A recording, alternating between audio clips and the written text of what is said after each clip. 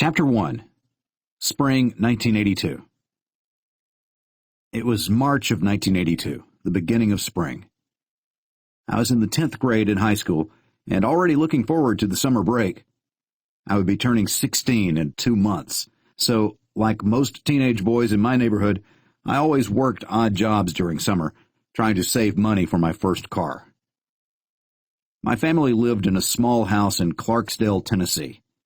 The town was located just south of the Kentucky border, with a population of about 80,000 people. My family consisted of Mom, Dad, and 7 kids, 6 boys and 1 girl. My brother Doug and I were the youngest. Our mom was possibly the hardest working woman I've ever known. She always worked 2 or more jobs. Even so, she didn't bring home a lot of money because she was paid miserably low wages. My dad rarely had steady work. He struggled with alcoholism and mental issues that were largely a result of his 13 years of military service during the war. It was always a challenge for our family to make ends meet. We had a neighbor, George Blick, who owned several acres of farmland on which he grew tobacco. He would hire my brother Doug and me each summer to help harvest his crop. Blick's crops and barns were located in the next county, about 30 miles away. I wasn't old enough to obtain a driver's license yet, and Doug was saving to buy his first vehicle, so we would carpool with George during tobacco cutting season. In 1982, the United States was in the midst of a recession. Ronald Reagan had just taken over the presidency from Jimmy Carter. Times were hard. Interest rates were 18% for a home mortgage, and the unemployment rate in Tennessee was hovering around 13%. The price of a gallon of gas was $1.35, but that was soon to go up with the so-called gas shortage. Because of the lack of jobs and cheap drugs entering the country from Mexico, our neighborhoods were becoming crime-ridden and dangerous. It was the time of Miami Vice, and cocaine was everywhere. George took a liking to Doug and me. Looking back, I believe he tried to shield us from the thugs and criminals on our city streets. He kept us busy as often as possible with various jobs on his farm and around his house. Our city was controlled by what some would regard a good old boy group of officials. It was a place with little opportunity unless you were part of this system. Our house was in an area of town that most would consider undesirable. It was a small house, especially with 7 kids and 2 adults. All 6 of us boys shared 1 bedroom. I know that sounds unbearable, but looking back, that small room didn't really feel cramped. We were young and didn't know any different then. We had 3 bunk beds. Each bottom bed was designed to pull out and pop up, creating a 3rd bed. The hardest part of living in such a small house with 9 people was sharing only 1 bathroom. We moved into that house in 1970, when I was 4 years old. My parents purchased the house for $18,000. I can remember that it was in really bad shape. Truly, it was the worst-looking house in the neighborhood, with the ugliest lot you could imagine. The yard had been just as poorly maintained as the house. The grass was over my head the day we moved in. But we all pitched in and worked on the house and the yard to make them livable. It was all my parents could afford, with 7 kids to feed, so we all did our best to make the most of what we had. The homes on our street were all similar, built around 1950, roughly 1,200 square feet of living space, no garages. Our house had a full basement, but it was barely usable. The house sat on a steep hill that sloped down from the street. Whenever it rained, the water rushed into our yard, causing the basement to leak. I remember that we were never allowed to have indoor pets. They always had to stay outside. I guess with so many people living under one roof, we simply didn't have space for them inside. We would always keep the basement door open, though, so our dogs could have shelter from the rain and cold. The backyard sloped even steeper than the front. It ended in a dry creek bed. The yard was too steep for us to play in, but Dad was able to maintain a thriving garden there. The soil was rich, and he spent many hours tilling and weeding the garden so he could grow a variety of vegetables. We would harvest the results of his labors and send them in the deep freezer located in the basement. My dad loved to make a vegetable stew. He could spend hours at the dinner table drinking Pabst Blue Ribbon beer and cutting vegetables on his maple chopping block. If you were poor and lived in the South, the vegetable stew was a perfect dinner you could make in abundance for little money. And if an unexpected guest showed up for dinner, you would add another cup of water to the stew to have enough to feed your guest. The dinner table doubled as our weekly card game area. Saturday and Sunday nights, my dad would put away the chopping block and pull out a deck of cards. Gin Rummy was our game of choice. Those nights, we would rarely watch television. Instead, the whole family would play cards together. The competition was fierce. Dad had a large steel pot that he would load up with freshly popped popcorn and melted butter. We rarely had soda or any other store-bought beverages. We drank a lot of tea, though. It was cheap to buy and easy to prepare. In those days, nothing was better than a game of rummy, a bowl of hot buttered popcorn, and a glass of cold, sweet iced tea. Our neighborhood was one of the poorest areas in the city. 2 miles to the west of our home was a large, low-income public housing complex. 4 miles to the south was another public housing complex, and 5 miles to the east was yet another low-income housing project. Families living in poverty surrounded us. That spring of 1982, my brother, Doug, bought a booger green cargo van that had only 2 seats. He had just turned 17, so buying a vehicle meant he no longer needed to ride the school bus. Of course, the van wasn't in perfect condition, not by a mile. It had several dents, and the paint was faded and beginning to chip. It was the kind that had windows all the way around it.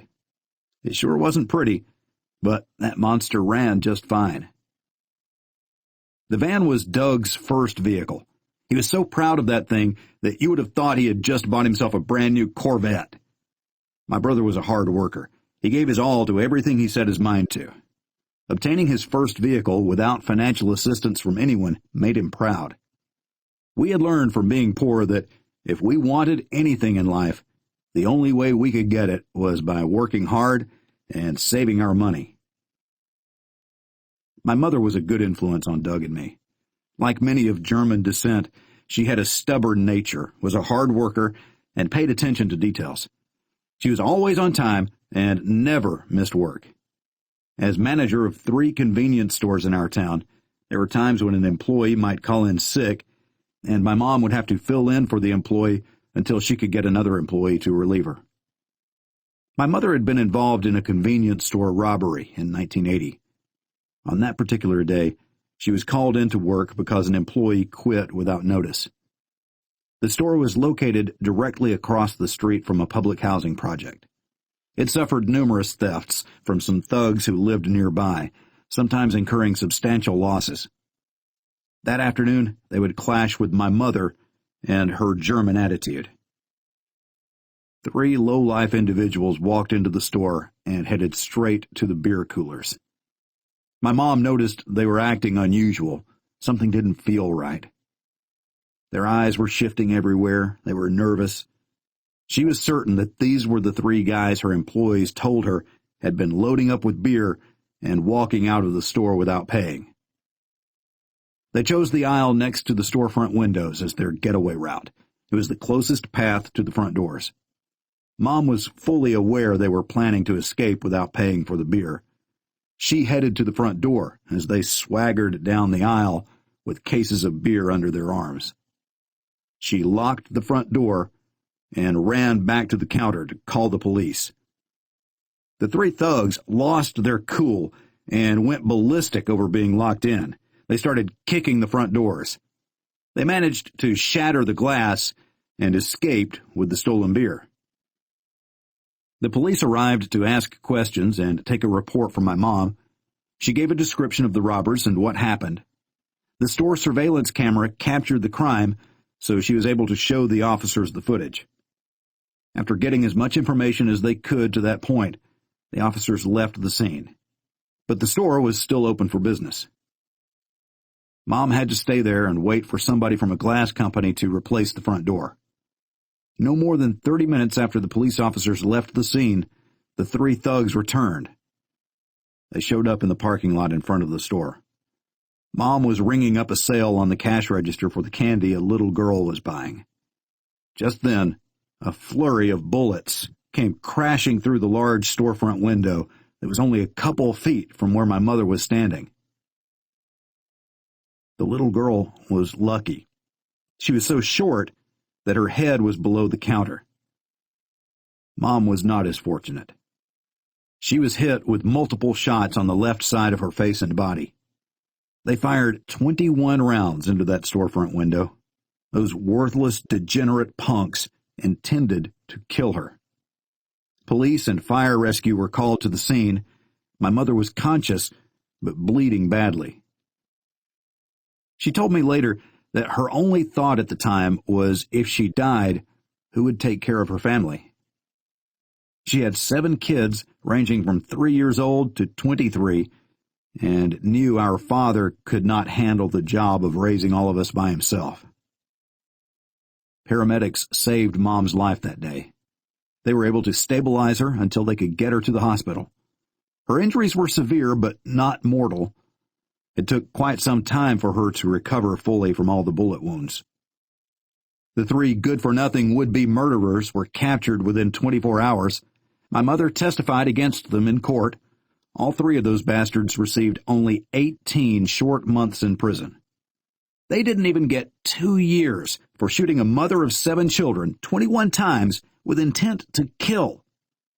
Their actual sentences were longer, but because of an overcrowded prison, the thugs were set free earlier for so-called good behavior. What a joke. I always wondered how many more stores did they rob after getting out. Did they eventually kill anyone? Hopefully each other. After Mom's traumatic experience and lengthy recovery period, earning extra money had become much more of a priority. With Mom not being able to work, the rest of our family needed to pitch in with the bills more than ever. Whatever money we could earn working odd jobs was valuable to our family. Big or small, we appreciated and accepted any job offered to us.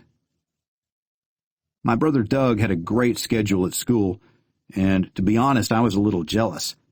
Back in 1982, our school offered a co-op program that allowed students in their junior year who had good grades to get out of school for a half a day to go to work. Doug's grades were good, so he qualified for the half-day program and found a busboy job at an upscale steakhouse.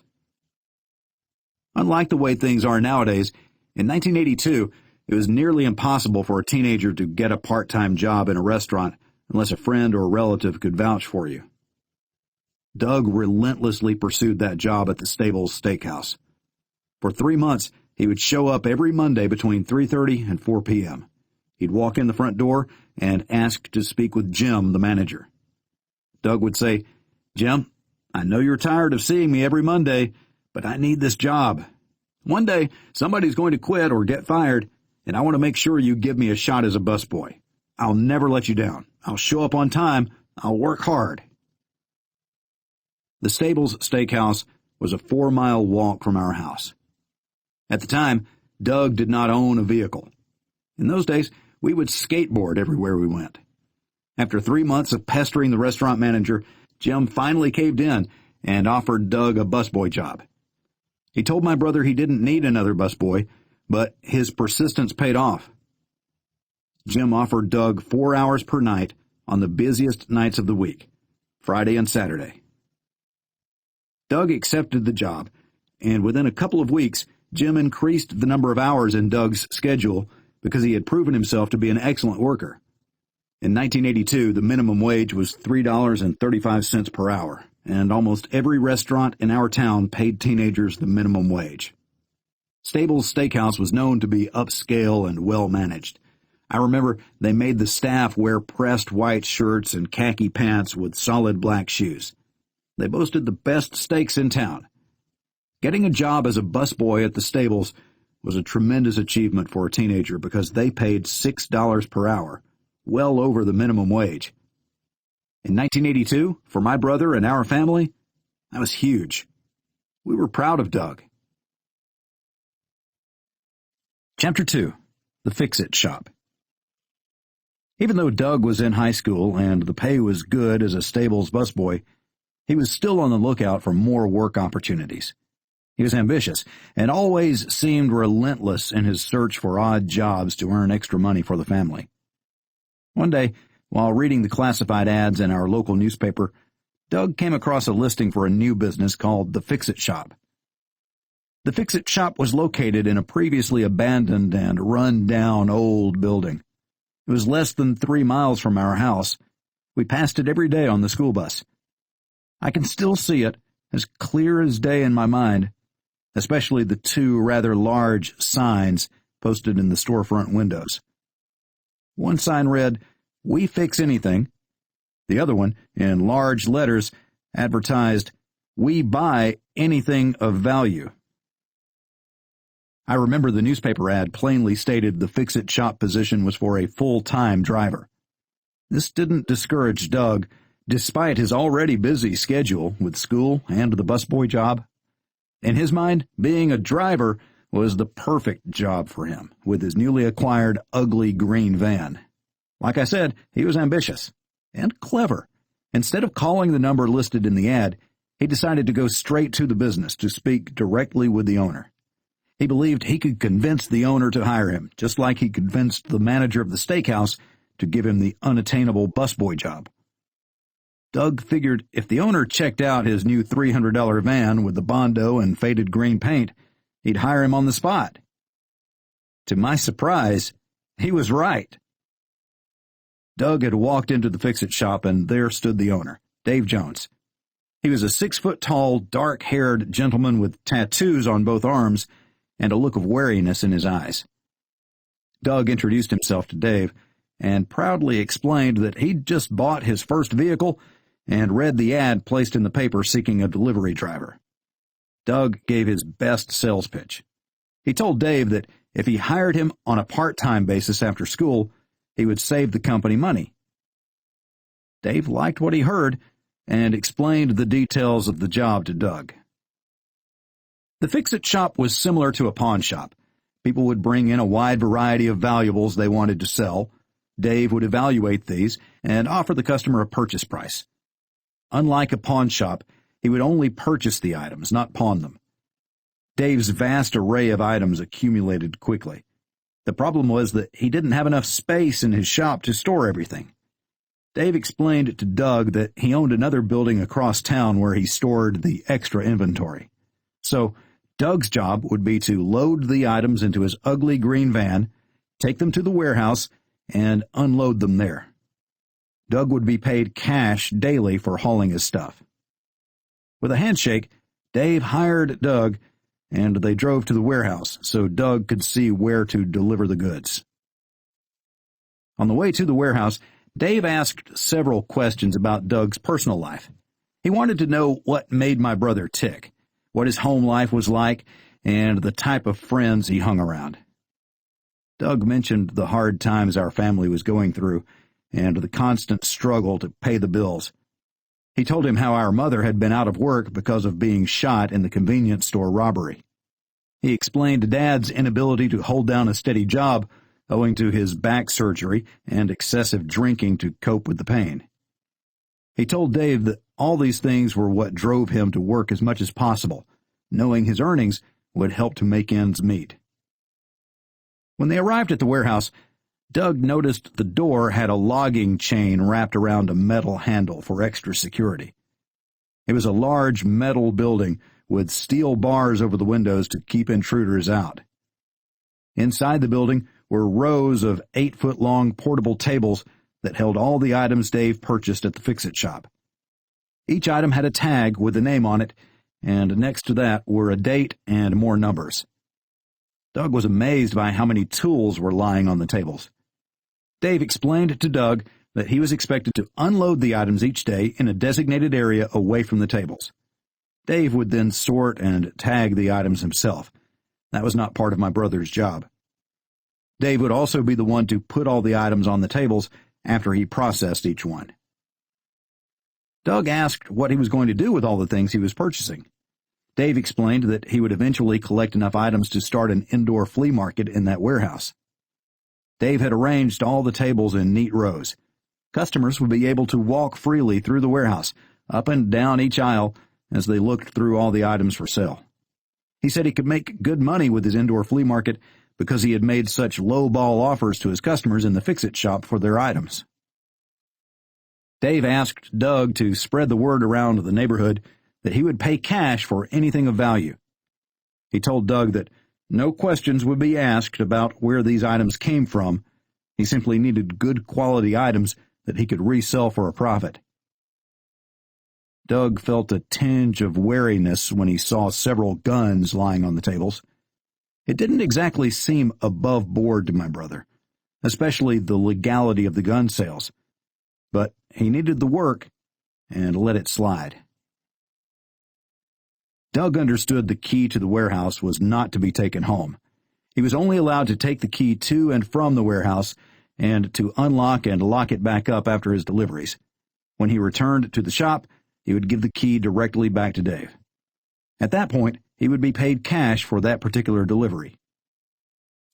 Even though a few things didn't sit right with Doug, he thought his new delivery gig would be a great deal. His ugly green van got him to school and work, but it was such a gas guzzler that he couldn't afford to keep it filled. He loved his job at the steakhouse, but he only got a paycheck every 2 weeks, and most of that went to the family bills. His new boss was going to pay him cash every day after his delivery. He could keep his green guzzler running. I think Doug had been working at the shop for about 4 days when I decided to drop by after school. I figured I could give Doug a hand loading up his green grass hog. This is when Charles entered the story. He was Doug's best friend. They were both 16 years old and in the same grade. Charles was a quiet and somewhat reserved person. He was a likable guy, but didn't have many friends. Charles was always polite and eager to help if you needed a hand. Charles didn't have a car or a driver's license, so he rode the same school bus as I did. He lived about a half-mile from the shop. On the bus ride home that day, I told Charles I wanted to get off at his bus stop and go to the shop to see if Doug needed any help. Charles asked if he could tag along, and I said sure. If Doug didn't need our help, we would go to the little store located above the shop and play our favorite video game, Pac-Man. In 1982, Pac-Man was the hottest video game around. We spent many hours trying to break the high score. That game was addictive. In those days, if you were a male teenager, you were playing Pac-Man. For me and many of the guys I knew, it was our favorite hobby. My dad's brother, Uncle Bobby, owned just about every video game machine in town. He had hundreds of pool tables, arcade games, and jukeboxes spread from Middle Tennessee all the way up to Central Kentucky. Uncle Bobby owned an entertainment business with several employees and would employ my dad from time to time. He did it to help his brother when money was tight. Unfortunately, that was the case much too often, and my uncle would get frustrated with my dad and his excessive drinking. Charles and I knew the maintenance and collection schedule for the Pac-Man machine located in the same building as the Fix-It shop. We knew if we were there playing Pac-Man when Uncle Bobby or one of his workers arrived to empty the coins, he would give us free credits on the game, and we could play for hours. Uncle Bobby liked us all. He would often pay us to come to his warehouse and clean the dust from the inside of the games that he had stored there. Dust was the #1 threat to the video games. Each game had a computer board housed inside, and the components needed to stay as dust-free as possible, or it could overheat. It was tedious, time-consuming work, but it was a good way to earn money. It had to be done periodically to keep the games functioning properly. Inside each game was a coin bucket. Every time we opened a game to clean it, we would find coins in the bottom of the casing that had fallen out of the bucket. My uncle had a 55-gallon steel drum located in his warehouse, and if we found coins in the bottom of the machine, we would toss the coins in the steel drum. Over time, the drum had become so full of coins that my uncle considered getting a second drum. I have no idea how much money was in that drum, but it had to be over $10,000 in coins. My Uncle Bobby was wealthy. He didn't need the money, so he didn't care about the change in the drum. But he did care about loyalty and trust, and he made it clear to all of us that we were never to take coins from the barrel. We were tempted to take some to get a Coke out of the machine located outside the warehouse, but we never did. We all understood that the barrel of coins was off limits to everyone, even us. We never took money from the barrel, not even on the days that we were dead broke and thirsty. The bus ride home seemed long. It was a chilly day, and the vinyl bus seats made it feel 10 degrees colder. Spring in Tennessee can be unpredictable. The weather can change at a moment's notice. One minute it's warm and sunny, you're comfortable in a t-shirt. The next minute, a cold front comes out of nowhere, and you're wishing you had brought your warm jacket. Our bus driver was an older gentleman. We only knew him by his nickname, Shaky. He said he acquired it because of a medical condition that made his body twitch all the time. Shaky started driving our bus on the very first day of our school year. Doug, Charles, and I would always sit in the first seat behind him. That way we could listen to him tell stories about his younger days in the Army, his body twitching sporadically as he drove. One day, Doug got the nerve to ask him why he shook all the time. He said it started while he was in Vietnam, and it has stayed with him ever since. Shaky explained that he had no control over it. He kept a sense of humor about it, though. He often made funny jokes about his uncontrollable shaking and blamed his bad golf swing on his condition. He said his golf buddies are the ones who named him Shaky. From that day forward, we called him Shaky, too. He didn't mind that nickname. In fact, he had fun with it. We enjoyed getting to know him and listening to his funny stories every day on that bus to and from school. He always seemed to be in a good mood, and he made us laugh. When the bus finally arrived at Charles's stop, we got off and started walking the half-mile to the fix-it shop.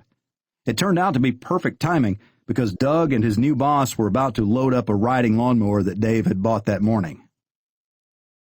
Doug introduced Charles and me to his boss, and without hesitation, we offered to help them load the mower into the van.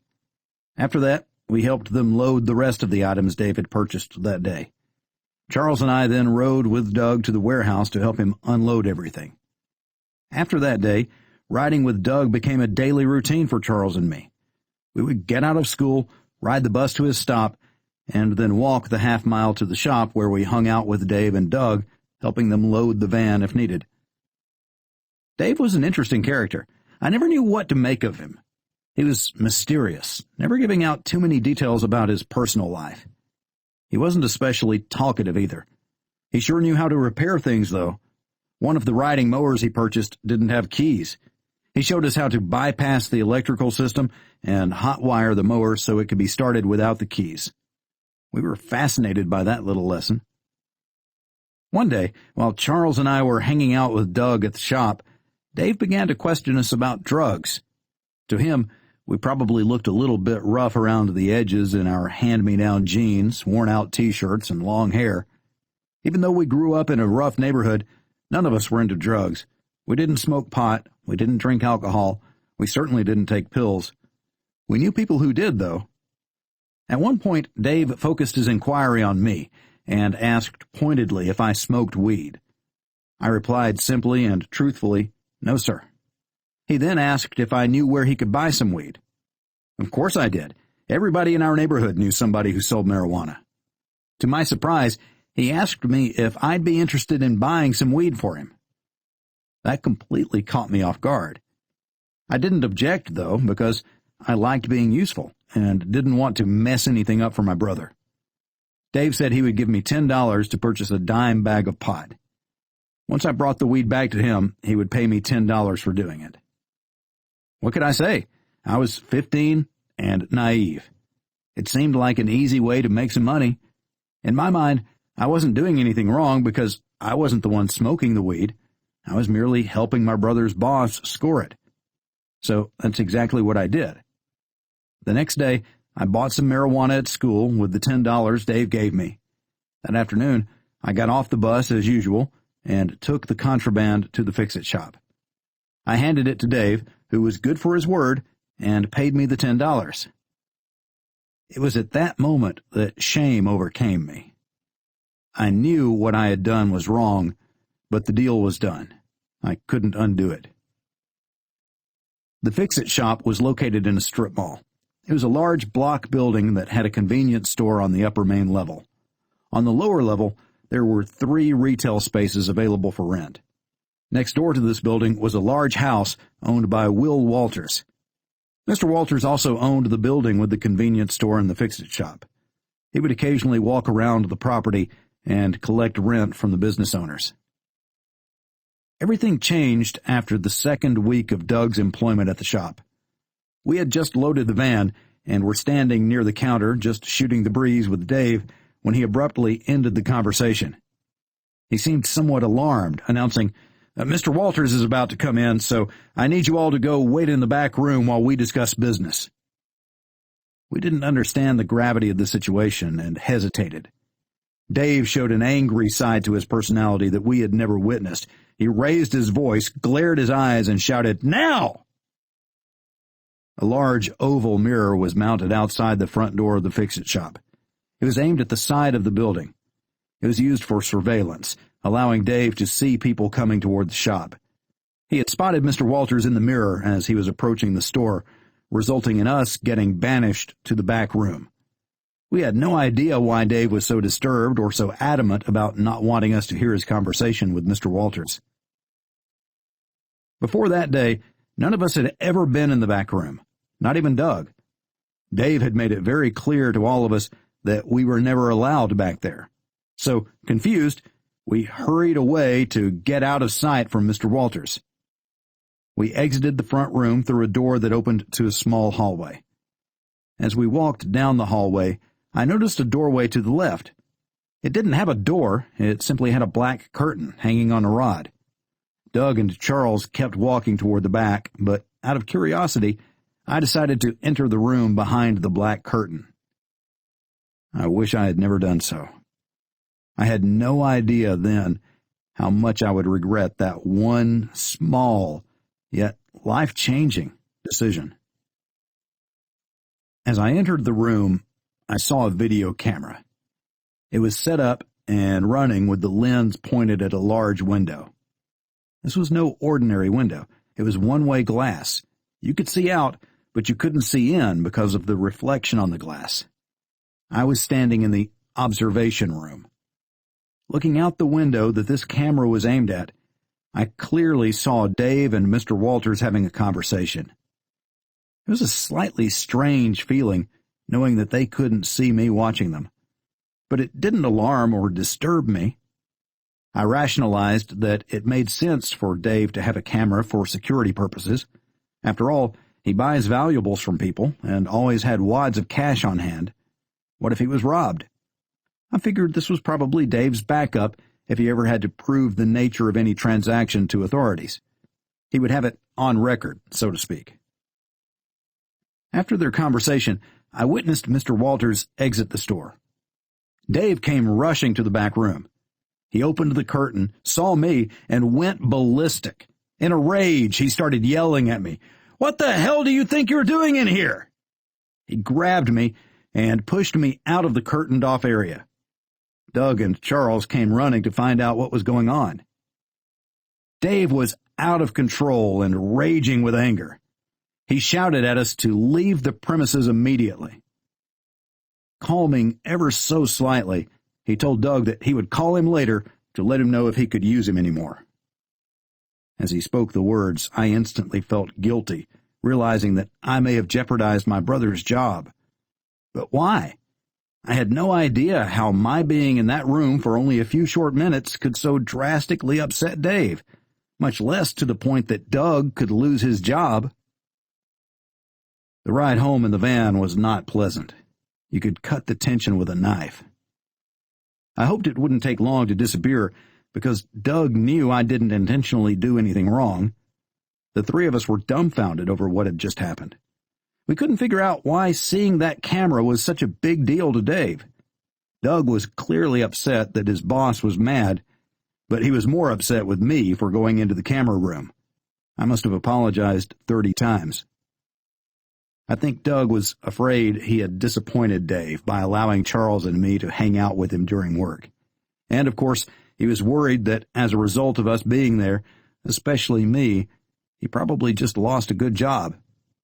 If we had not been there, this thing with the surveillance camera never would have happened. Chapter 3. The ATV. Thankfully, Doug received a call from Dave the very next day. He requested that Doug, Charles, and I come to the shop because he needed to talk with all of us. Dave said he had a load of items to deliver to the warehouse, and he wanted Charles and me to go along because some of the things were heavy and he'd need help. Doug got us all together, and we nervously headed to the shop. Before saying anything else, Dave immediately apologized to us for his rash behavior. He told us he had overreacted because the camera equipment was highly expensive and he didn't like anyone tampering with it.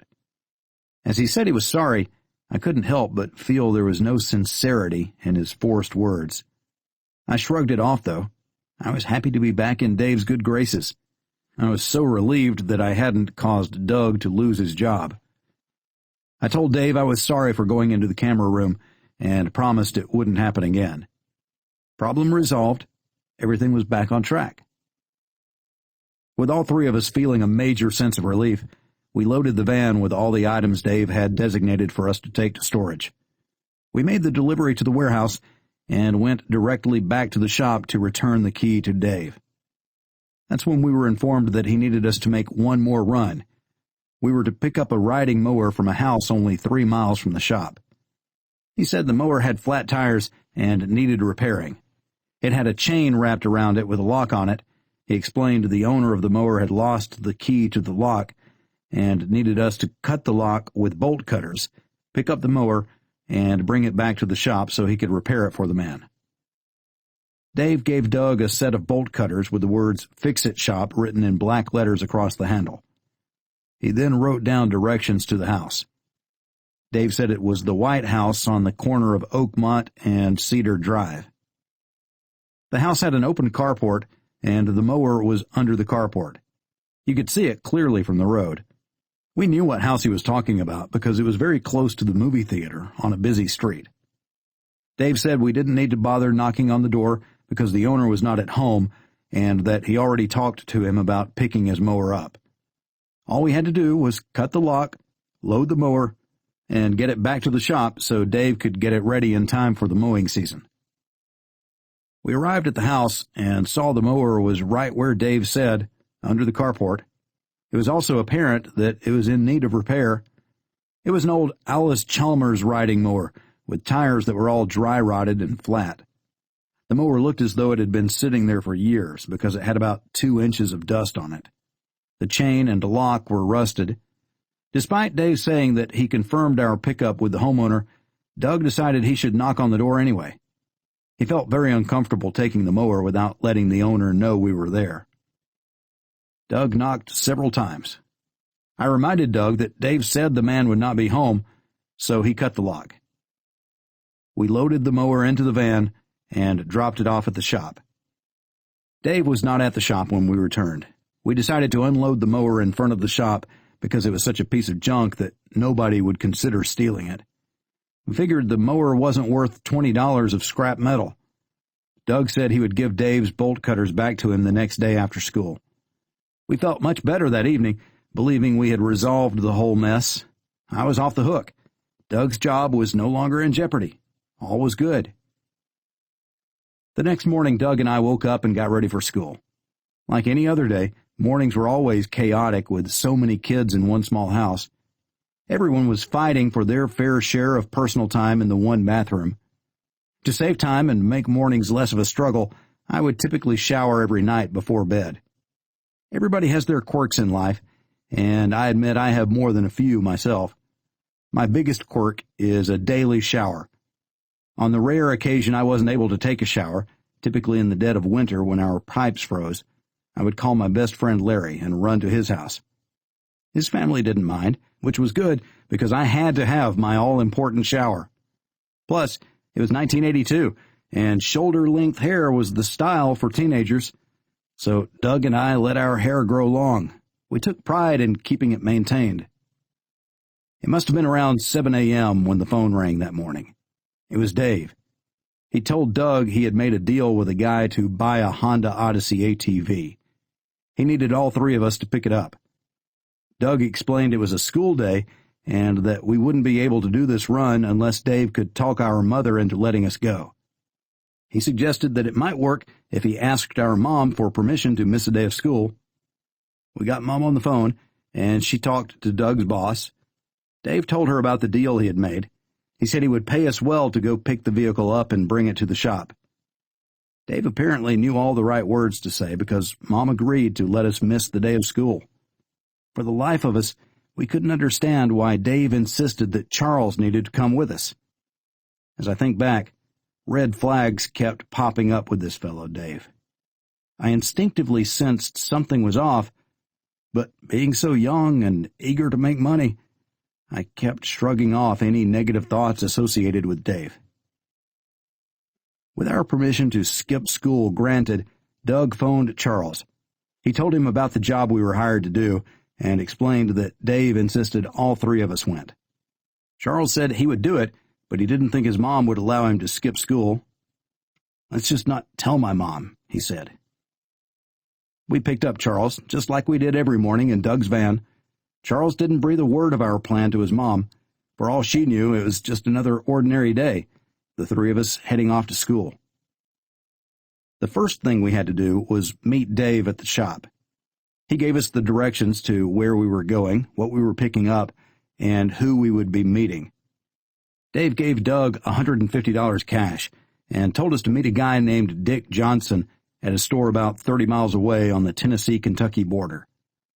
Dave explained that we would be picking up a trailer that had a Honda Odyssey ATV on it. We were to haul it back to the warehouse, but first we had to stop at the co-op to get a 2-inch towing ball.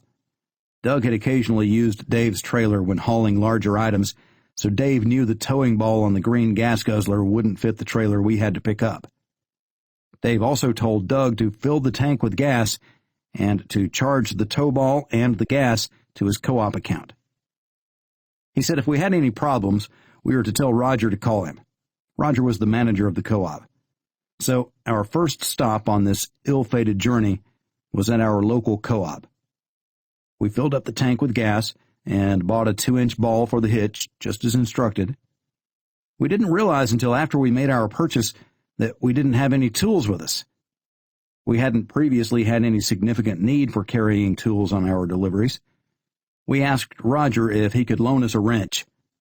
Roger borrowed a wrench from one of his mechanics, and we installed the tow ball ourselves. Doug returned the tool and thanked the co-op worker. Doug then asked Roger if he could get a receipt for the gas and tow ball. While he was writing out the receipt, he remembered that Dave was in the store a couple of days earlier and bought some bolt cutters, but forgot his receipt on the counter. Roger still had that receipt and asked if we would give it to Dave when we saw him. Doug said it was no problem, took both receipts, and we were on our way. It seemed kind of cool, the idea of the three of us being on this away-from-school adventure. We felt like everything was going our way. Chapter 4. The Arrest. Oh, how things can change in the blink of an eye. Life was pretty good for the three of us that morning. We were skipping a day of school, with permission, and chugging down cold, mellow yellows while heading north in Doug's ugly green gas guzzler. So far, our mission to pick up an oversized go-kart for Doug's boss was going smoothly. Our euphoria wouldn't last. We reached our pickup point, a convenience store just past the Kentucky border, ahead of schedule. Doug and I were quite familiar with the store. We passed it on the way to the tobacco fields we worked every summer. I knew the store had a Pac-Man machine, but none of us had ever been there long enough to play it. Thankfully, we had time to spare that day, so we finally got to play the machine. The posted high score was one I knew I could beat. I'd done it so many times before. We were in the state of Kentucky, so the thought of claiming the high score in a state other than Tennessee was exceptionally enticing. I was determined to beat the high score so I could put my own initials in the top space, claiming victory and feeling like the state champion. I was stoked. I was killing Doug and Charles at Pac-Man while we waited for Dick Johnson to show up with his oversized go-kart. To say we didn't mind that he showed up an hour late would be an understatement. We were ditching school and having a great time playing our favorite electronic game. More importantly, I beat that top score and proudly typed my title-holding initials into the top slot. I was now king in Kentucky. The guy finally arrived and came into the store. We spotted him instantly. There was a military bearing to the man with a close-cropped burr haircut, steely eyes, leathery skin, and muscular physique. He approached us and introduced himself. "You must be the three young fellows Dave Jones sent to pick up that Honda out there. My name's Dick." He put out his hand to shake, and we all returned the greeting.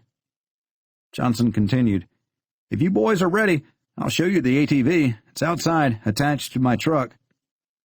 We could have played that Pac-Man game forever, but we had accomplished our mission of beating the top scores. Now it was time to complete our real assignment.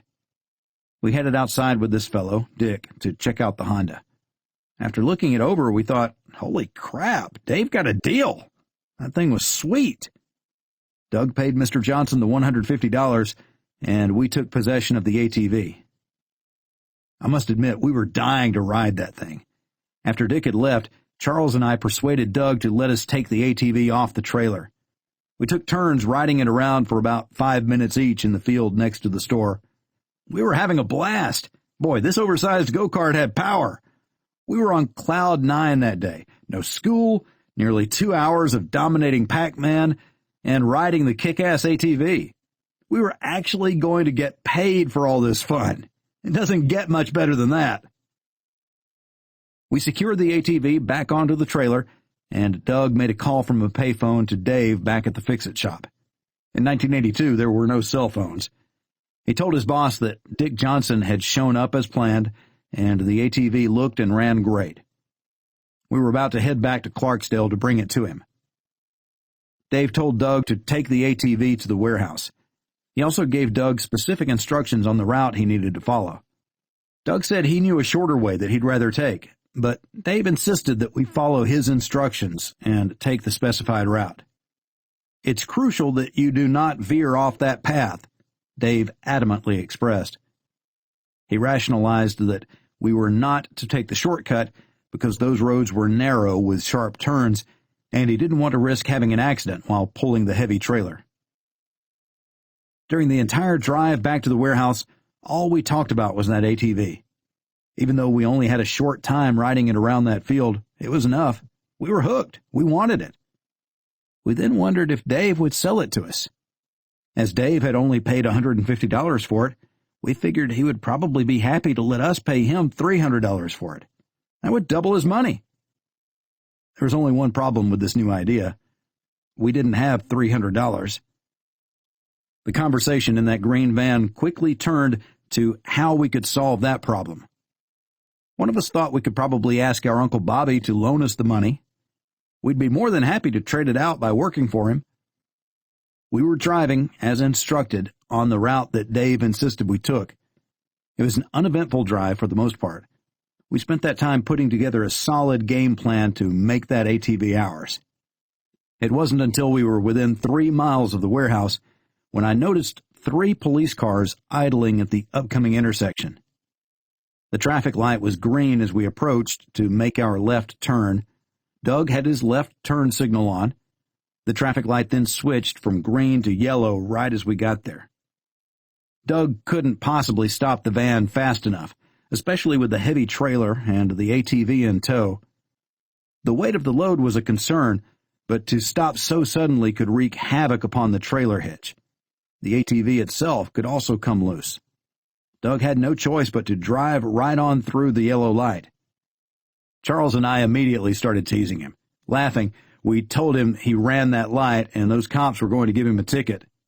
Doug answered back, "No way, that light was clearly yellow. I didn't run a red light."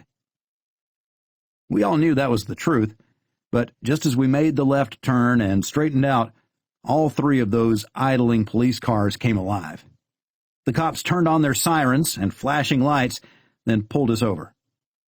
Charles and I were laughing at Doug, We thought this was funny that our prediction came true and the cops did come after him.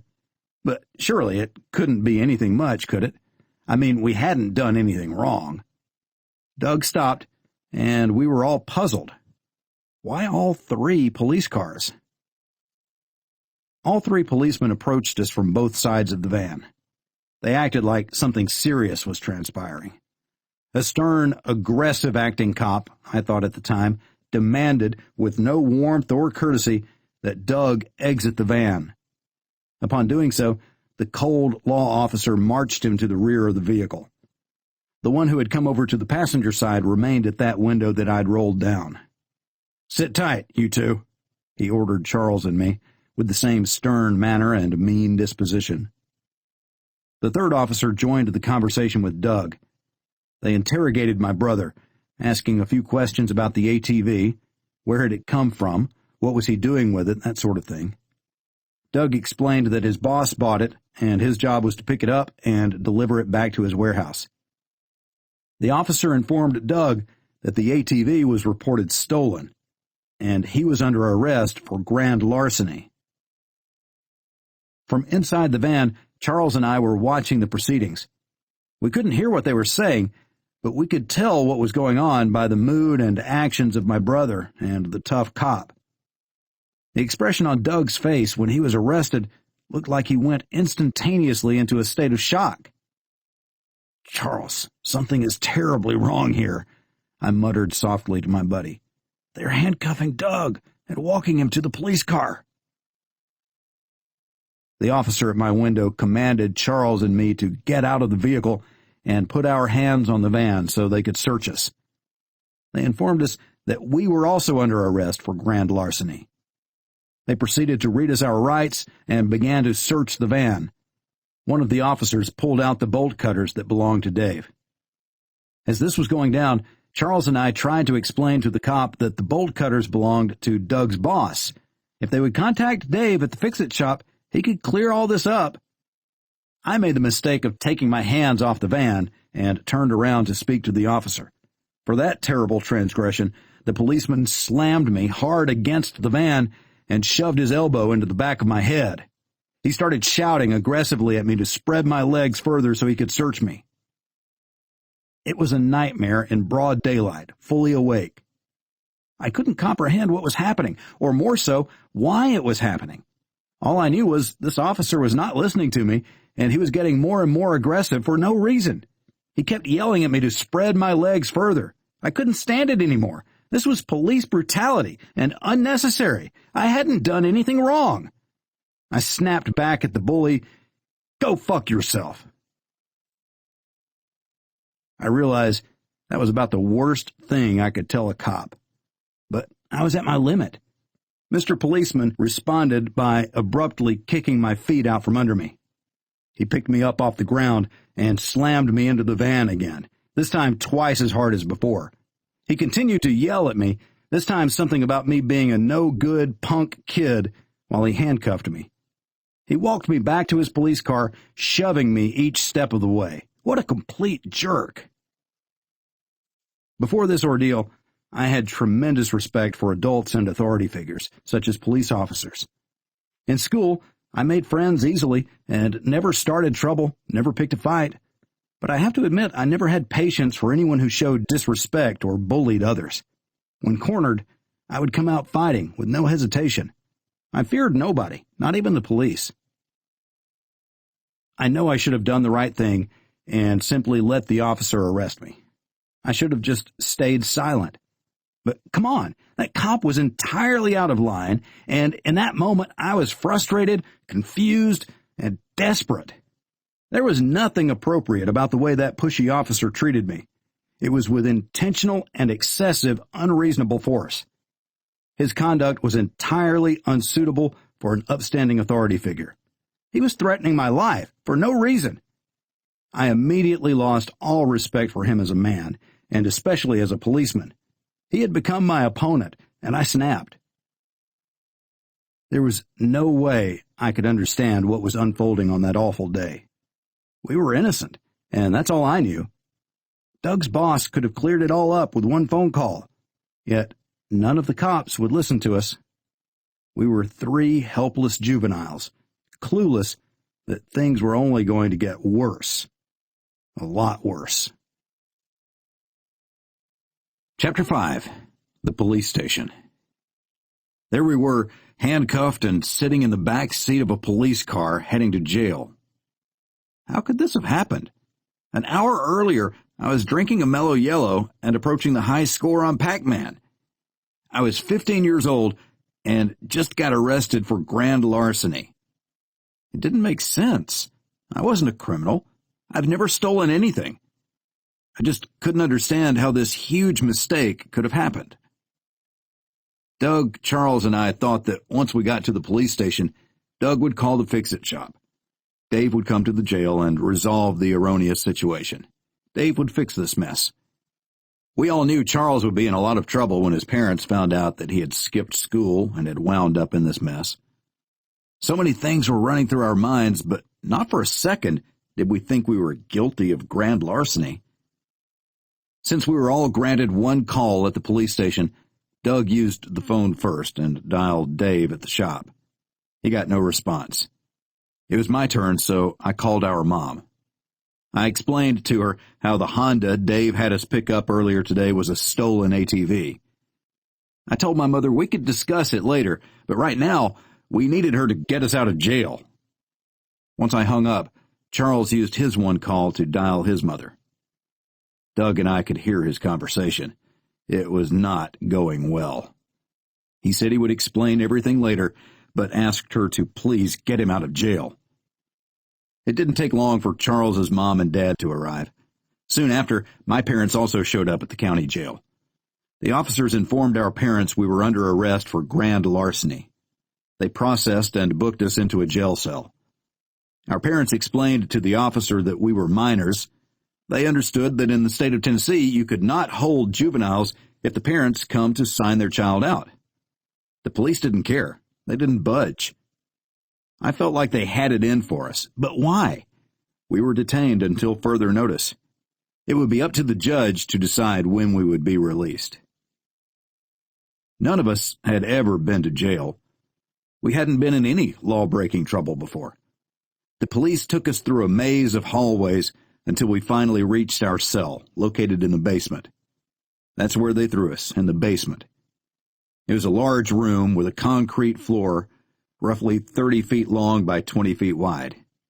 There were 4 smaller cells within, each equipped with a bunk bed and toilet.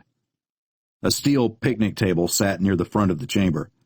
A single stand-up shower ran along the back wall, opposite the steel entry door. At night, they would make each of us get into a small cell. They locked the gates to each one to isolate us from each other. Every morning they would open the small cell gates, so once again everyone within could mingle and circulate in the large main room. When we first arrived, the 3 of us were the only ones in the juvenile cell. That soon changed. The authorities were taking forever to do anything about letting us out. It felt like we were rotting away in that dark jail cell while everyone we knew was enjoying the freedom of the bright, sunshiny world. Our parents were trying their best to seek help in our release. Apparently, nobody within the court system would listen to their pleas.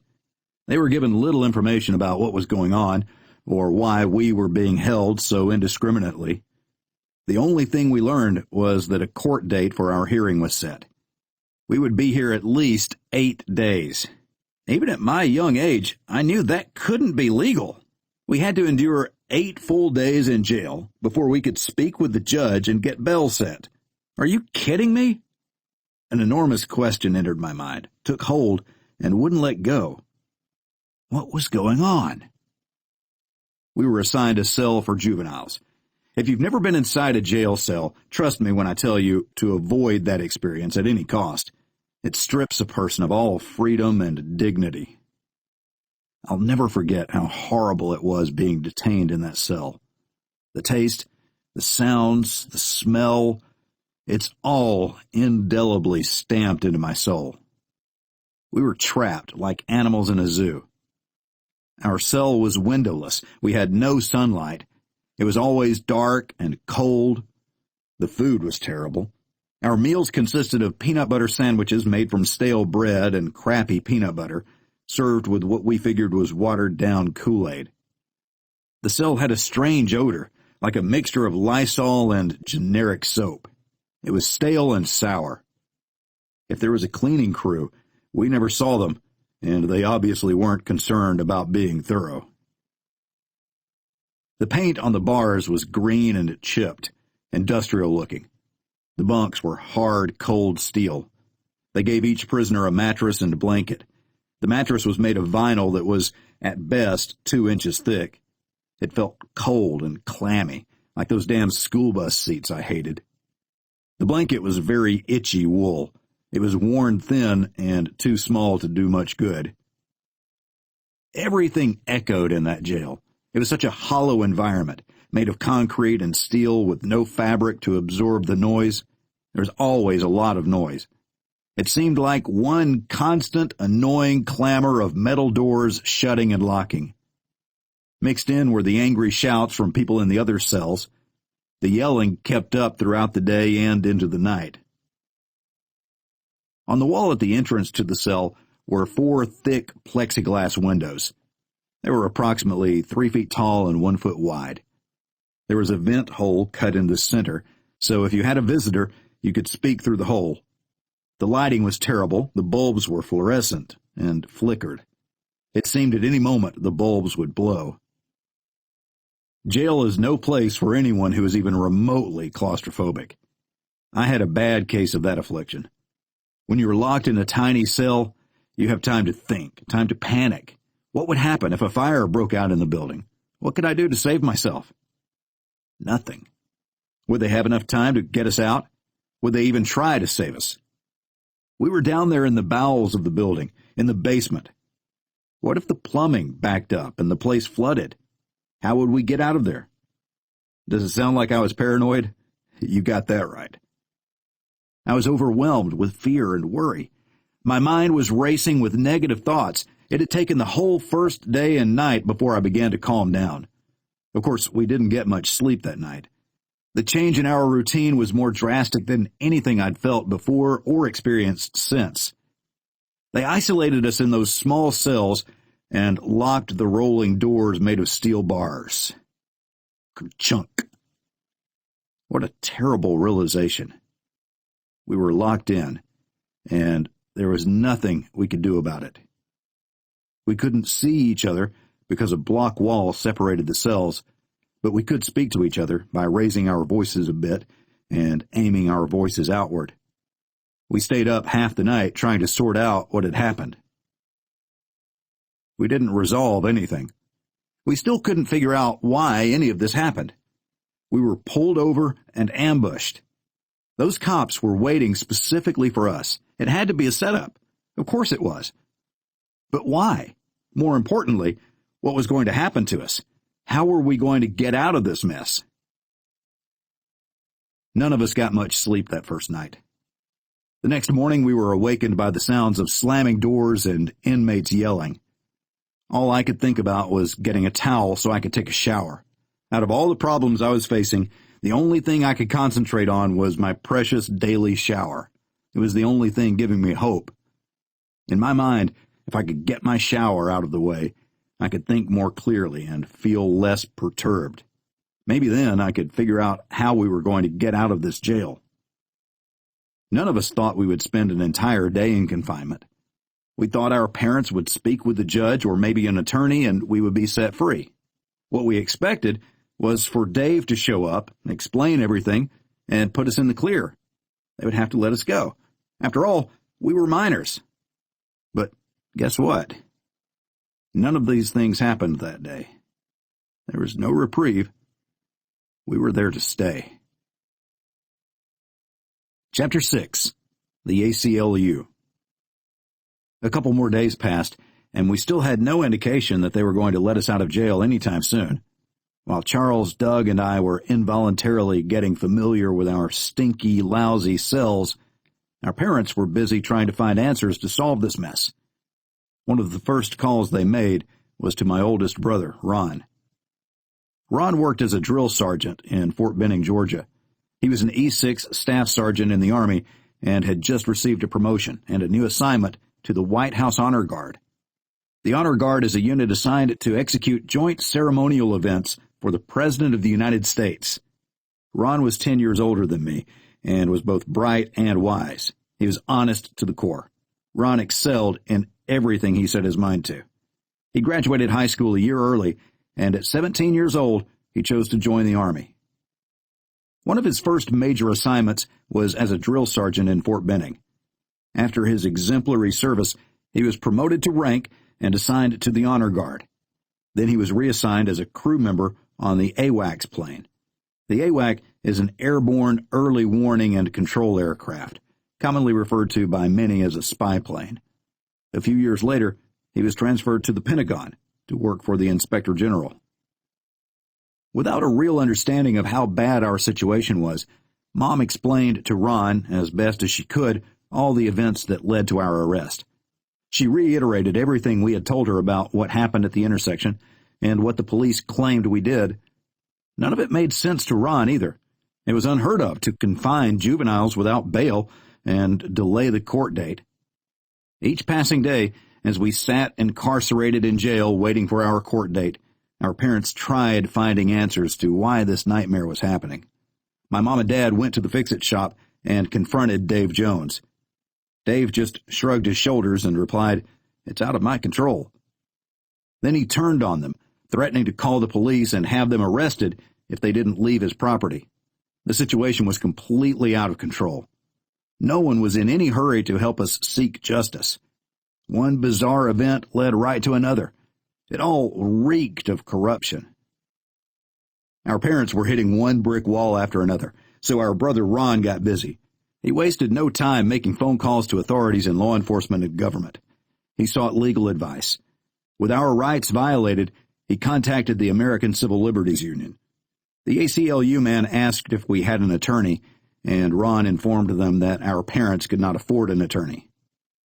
Under normal circumstances, the court was required to appoint us legal counsel, but so far they had done nothing of the sort. For our first 3 days in jail, we were not allowed any visitation whatsoever. The lawyer Ron spoke with at the ACLU was disgusted and angry because U.S. citizens' rights were being abused and disregarded. At that point, they became involved. The ACLU did not have tolerance for officials who violated others' fundamental constitutional rights. At last, something was being done on our behalf, thanks to Ron. After the local police had received a few calls from Ron and the ACLU representatives, we were finally assigned a court-appointed attorney. But, unfortunately, that was another bizarre event. He was a complete joke. Our newly appointed lawyer was a hack. The first time he came to the jail to meet the three of us, it was evident that he had no interest in hearing our side of the story. That fat, sloppily dressed curmudgeon kept pressing us to plead guilty to the charges against us. He explained how he would then try to get us off on probation with no more jail time. This would guarantee our release so we could get on with our lives. All three of us were stunned. This guy was such a prick. As much as we wanted to get out of that miserable jail cell, we were not about to be lured into a plea deal for the bogus charges against us. In the meantime, he informed us that our court date was coming up, and he would request that the judge let us out on bond so we could go home. We would wait 8 days to receive that hearing. At last, we would be heard. We would get our chance to tell the judge our side of the story. Optimistically, we believed the judge would listen to us, understand what a huge mistake this was, and finally put an end to this nightmare. Once and for all, we could go home and put this behind us. For the first time, I was looking forward to going back to school and riding that darn bus again. Were we sadly mistaken? We would soon find out that we were up against a tight, good old boy system run by the kind of men who worked within the law, making up the rules as they so deemed. Chapter 7. The Violent Inmate. For the first 3 days in jail, we were by ourselves with no other prisoners. On the fourth day, we were joined by a kid we knew from our school. He was arrested for violently beating his mother with a hammer. Tim was an intimidating black guy, standing at 6'3" and 240 pounds. He was a senior in high school and was known by everyone to have a violent temper. Most considered him a ruthless bully. He wasn't afraid of anyone, and he made that very clear.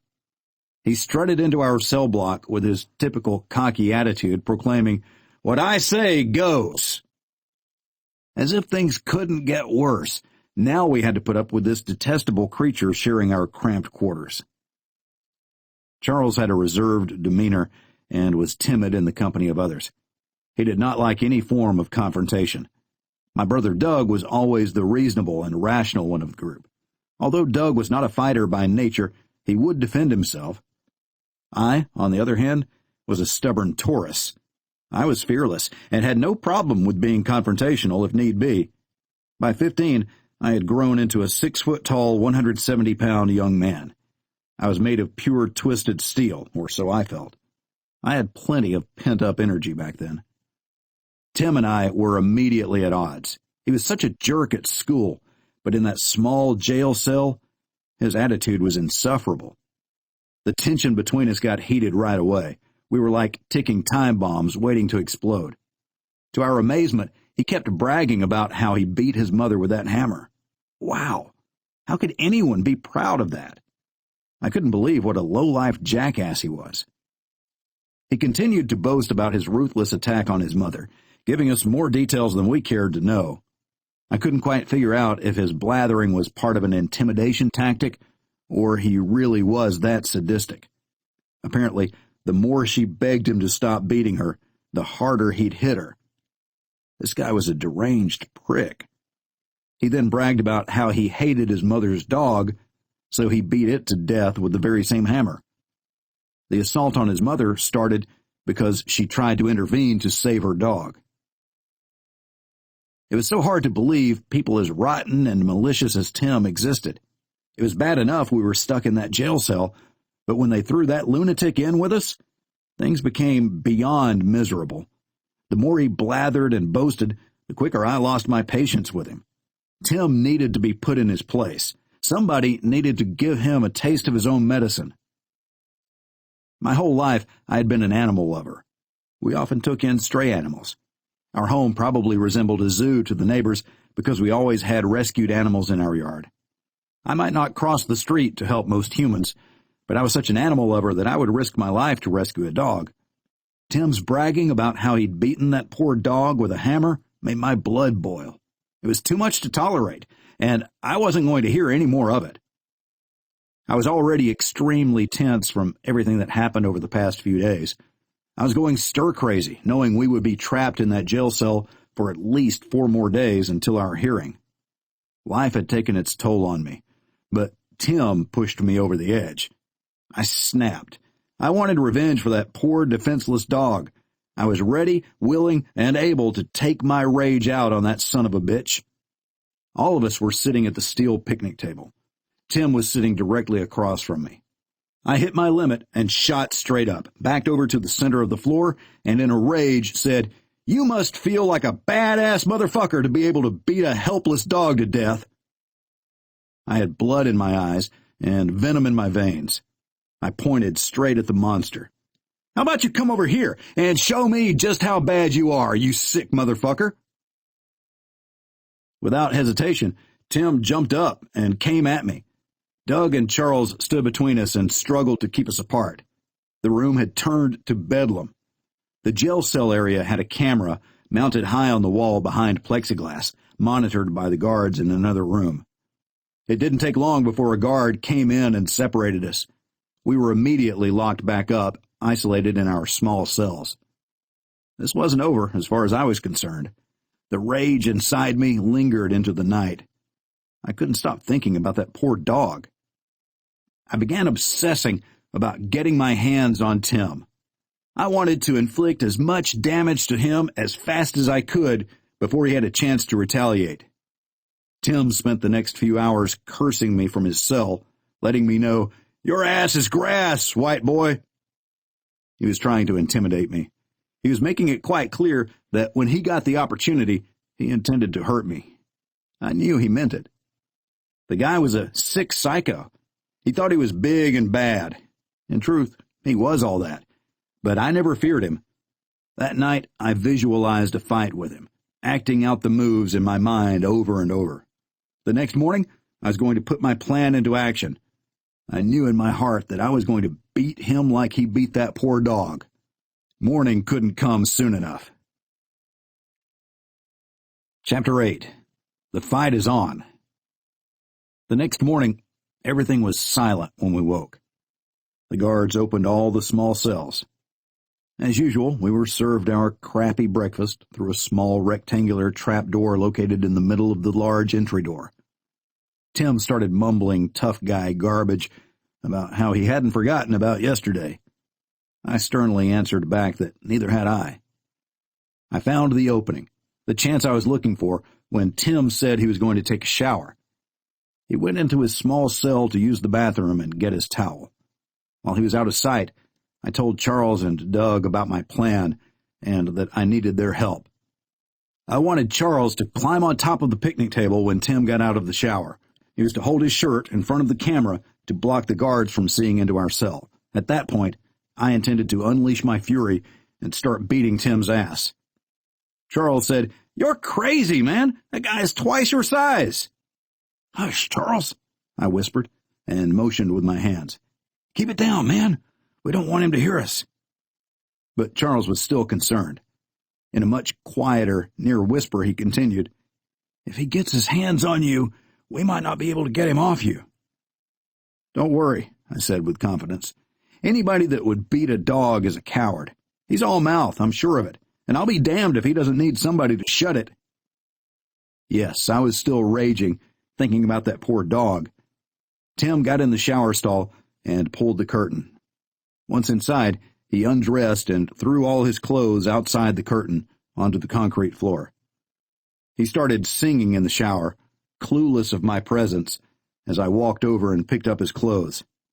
I took them to the entry door and threw them all, piece by piece, out the little opening into the hallway. Doug and Charles were grinning. We had been locked up for over 4 days with no entertainment, and I was about to put on a show. They knew things were about to get much more entertaining. Suddenly, we heard the water being turned off. We could hear Tim taking the towel he had hanging inside the shower to dry himself off. He opened the shower curtain and stepped onto the concrete floor.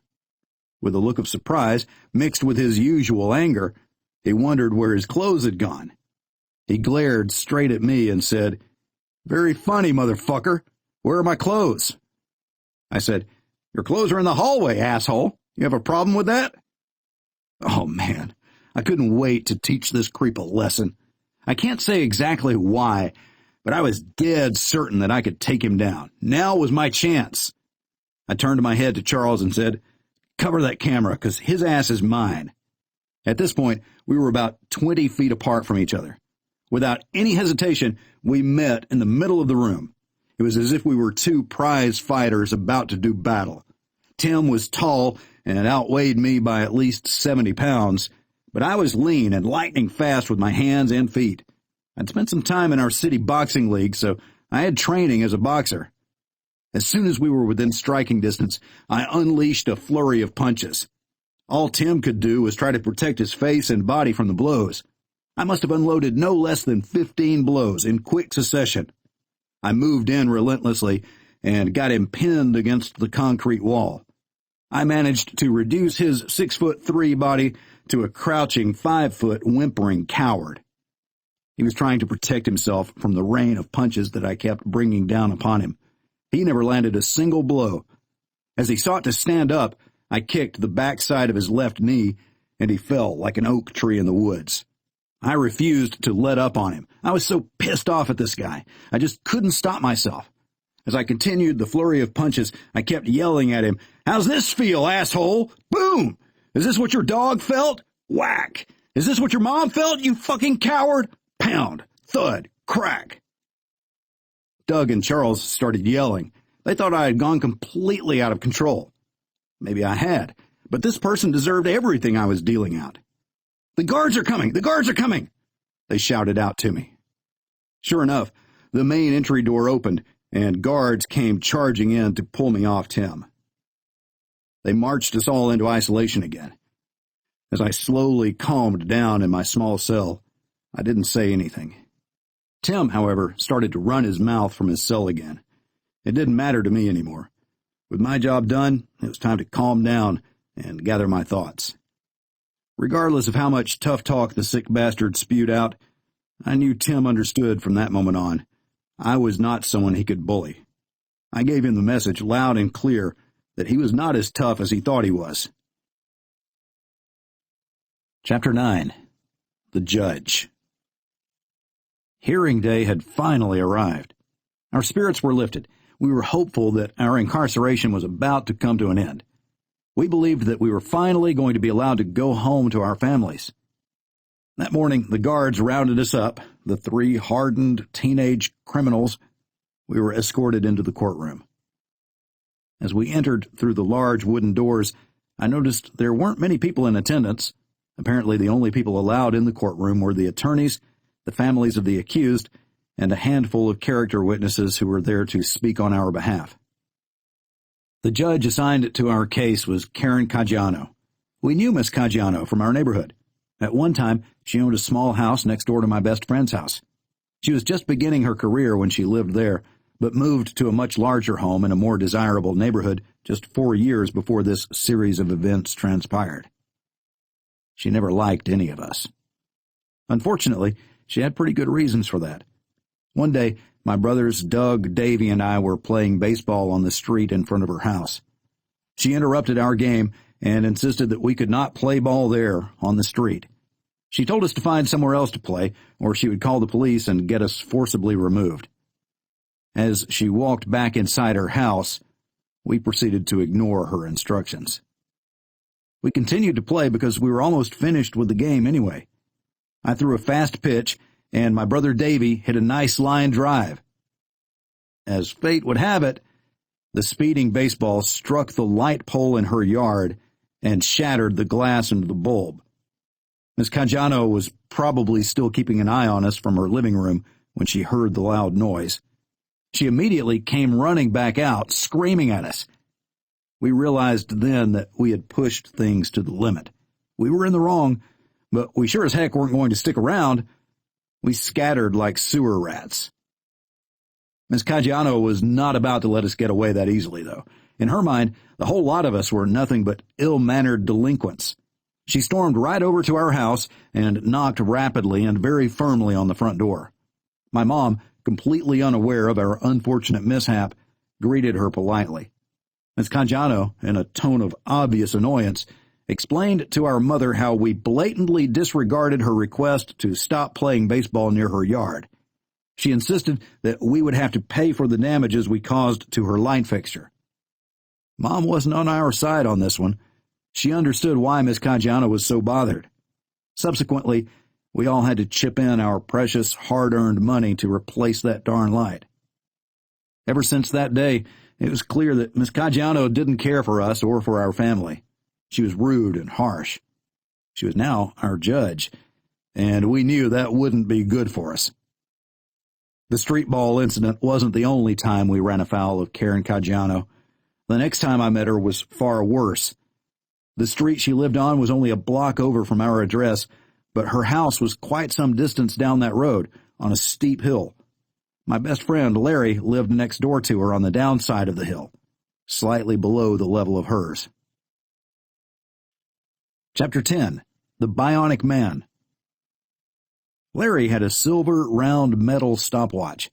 He was fond of that watch in that particular way that young boys get infatuated with for any new toy or object. We were all convinced that his stopwatch was one of the coolest things a guy could have. He especially liked to test me on how fast I could run from my house to his. Larry would phone my house, and as soon as he said, "Ready, set, go," I would hang up and take off running as quickly as possible, darting through the yards between our houses. My street was flat and level. Larry lived a street over, about a half-mile away. After making the turn onto Larry's street, I would have to run through 5 different yards. Each of these yards had a block retaining wall about 5 feet tall that I had to hurdle. Even though they were tall and I was only 8 years old, it wasn't that hard to jump over them because I was running full speed downhill.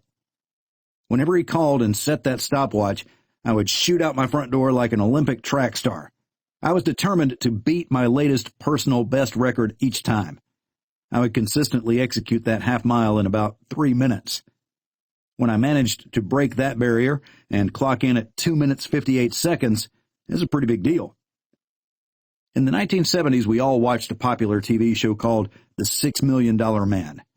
The lead character, the show's namesake, had bionic arms and legs devised by modern science and technology. The high-tech robotic limbs replaced the crippled limbs he'd lost in an accident. As a result, he could run exceptionally fast, lift unimaginable weight, and accomplish any feats of strength better than ordinary human beings. I would pretend that I was the bionic man. So one day, I decided to pull a joke on Larry.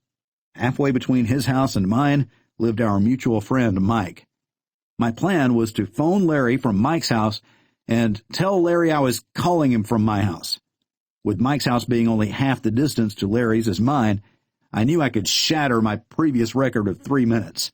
I expected to get the time down to something like a minute and a half. Larry would be blown away, and I might be able to convince him that I was bionic. I called Mike to get him in on my plan. He loved the idea and thought it would be hilarious to mess with Larry like that. Mike said, "Come on over. I could use his phone." I walked over to Mike's house, chuckling and smirking the whole way. Mike let me in, and we both died laughing. This prank was going to be hilarious. But first, we had to get over our giggles so I could make the call to Larry. Putting on a straight face, I dialed Larry's number and told him that I had been in an accident that crushed my legs. I said that they had put bionic legs on me at the hospital. Of course, Larry didn't believe me. No way they'd give an 8-year-old bionic legs, would they? Larry was only 6 years old then. He wasn't that wise. He said he didn't believe me. I needed to prove it to him. I gave Mike a conspiratorial smile. "Do you have your stopwatch ready?" Larry replied, "It's in my hand." "Okay, I'll show you." I had to cut my hand over the phone for a couple of seconds to hide the small bursts of laughter from Mike and me. "Just give me the go and start your watch." Larry responded, "Okay, ready, set, go." I hung up the phone and bolted out of Mike's house as fast as I could. From there, I was only 5 houses away. I was about to shatter my earlier record time. My prank to convince Larry that I indeed did have bionic legs was about to come to fruition. As I ran through the yards and jumped the retaining walls like hurdles, I approached Miss Caggiano's house. I sprung over the retaining wall around her property and immediately saw a large plate glass window leaning up against that wall. I didn't know it was there, under me, until it was too late. There was nothing I could have done to avoid crashing smack down in the middle of that humongous piece of glass. Her brand-new window was now shattered into a million pieces, all thanks to me. Miss Caggiano was having replacement windows installed in her house. This particular piece of glass was huge. It was around 6 feet tall and 6 feet wide, and undoubtedly expensive. It was to be the new living room picture window in front of the house. When I landed on top of that glass, breaking it into smithereens, I didn't stop running. I never fell, and amazingly, I didn't get a single cut or scratch. The workers witnessed my stupendous glass-shattering feat and began shouting at me, but I hightailed it out of there as fast as my bionic legs could take me. When I got to Larry's house, he immediately hit the stopwatch button. His eyes were as big as silver dollars. I had defeated my fastest run by about half the time. I was out of breath and more than a little panicked. I told Larry about my unexpected glass-shattering hurdle into Miss Caggiano's yard. He thought it was hysterical. I'm sure I would have thought the same had he been the one to annihilate that expensive window instead of me. Miss Caggiano already considered me a delinquent from the light post fiasco. This incident would only corroborate that once she found out it was me. When Larry stopped laughing, he told me he wanted to see what had happened. He talked me into going back to the scene of the crime. We snuck up to the hedgerow that bordered Miss Caggiano's driveway. The window replacement workers were busy picking up the broken shards of glass strewn across the lawn. Larry had seen all he needed to convince him right then and there that I was indeed bionic. He looked at my legs in awe. There wasn't a scratch on me from the broken glass. In utter amazement, he told me, "There's no way you could run that fast and shatter that huge glass window unless you really were bionic. Wow!" Larry couldn't believe there was such a thing as bionic. We were just 8- and 6-year-old kids, though. Fooling my little buddy wasn't that difficult. I finally gave in and broke the news that I was just pulling his chain. We both got a good laugh about the joke I had just pulled off, but my laughter quickly faded into worry. Breaking Miss Caggiano's glass was bothering me. I knew I had done something wrong. I needed to talk to Larry's dad and let him know what happened. We called Larry's father Big Larry, as he had the same name as his son. Big Larry was more than my best friend's dad to me. He was a role model. He was always a sympathetic listener when you had a problem. He taught me, and I'm sure his own children, to face my problems and not run from my mistakes.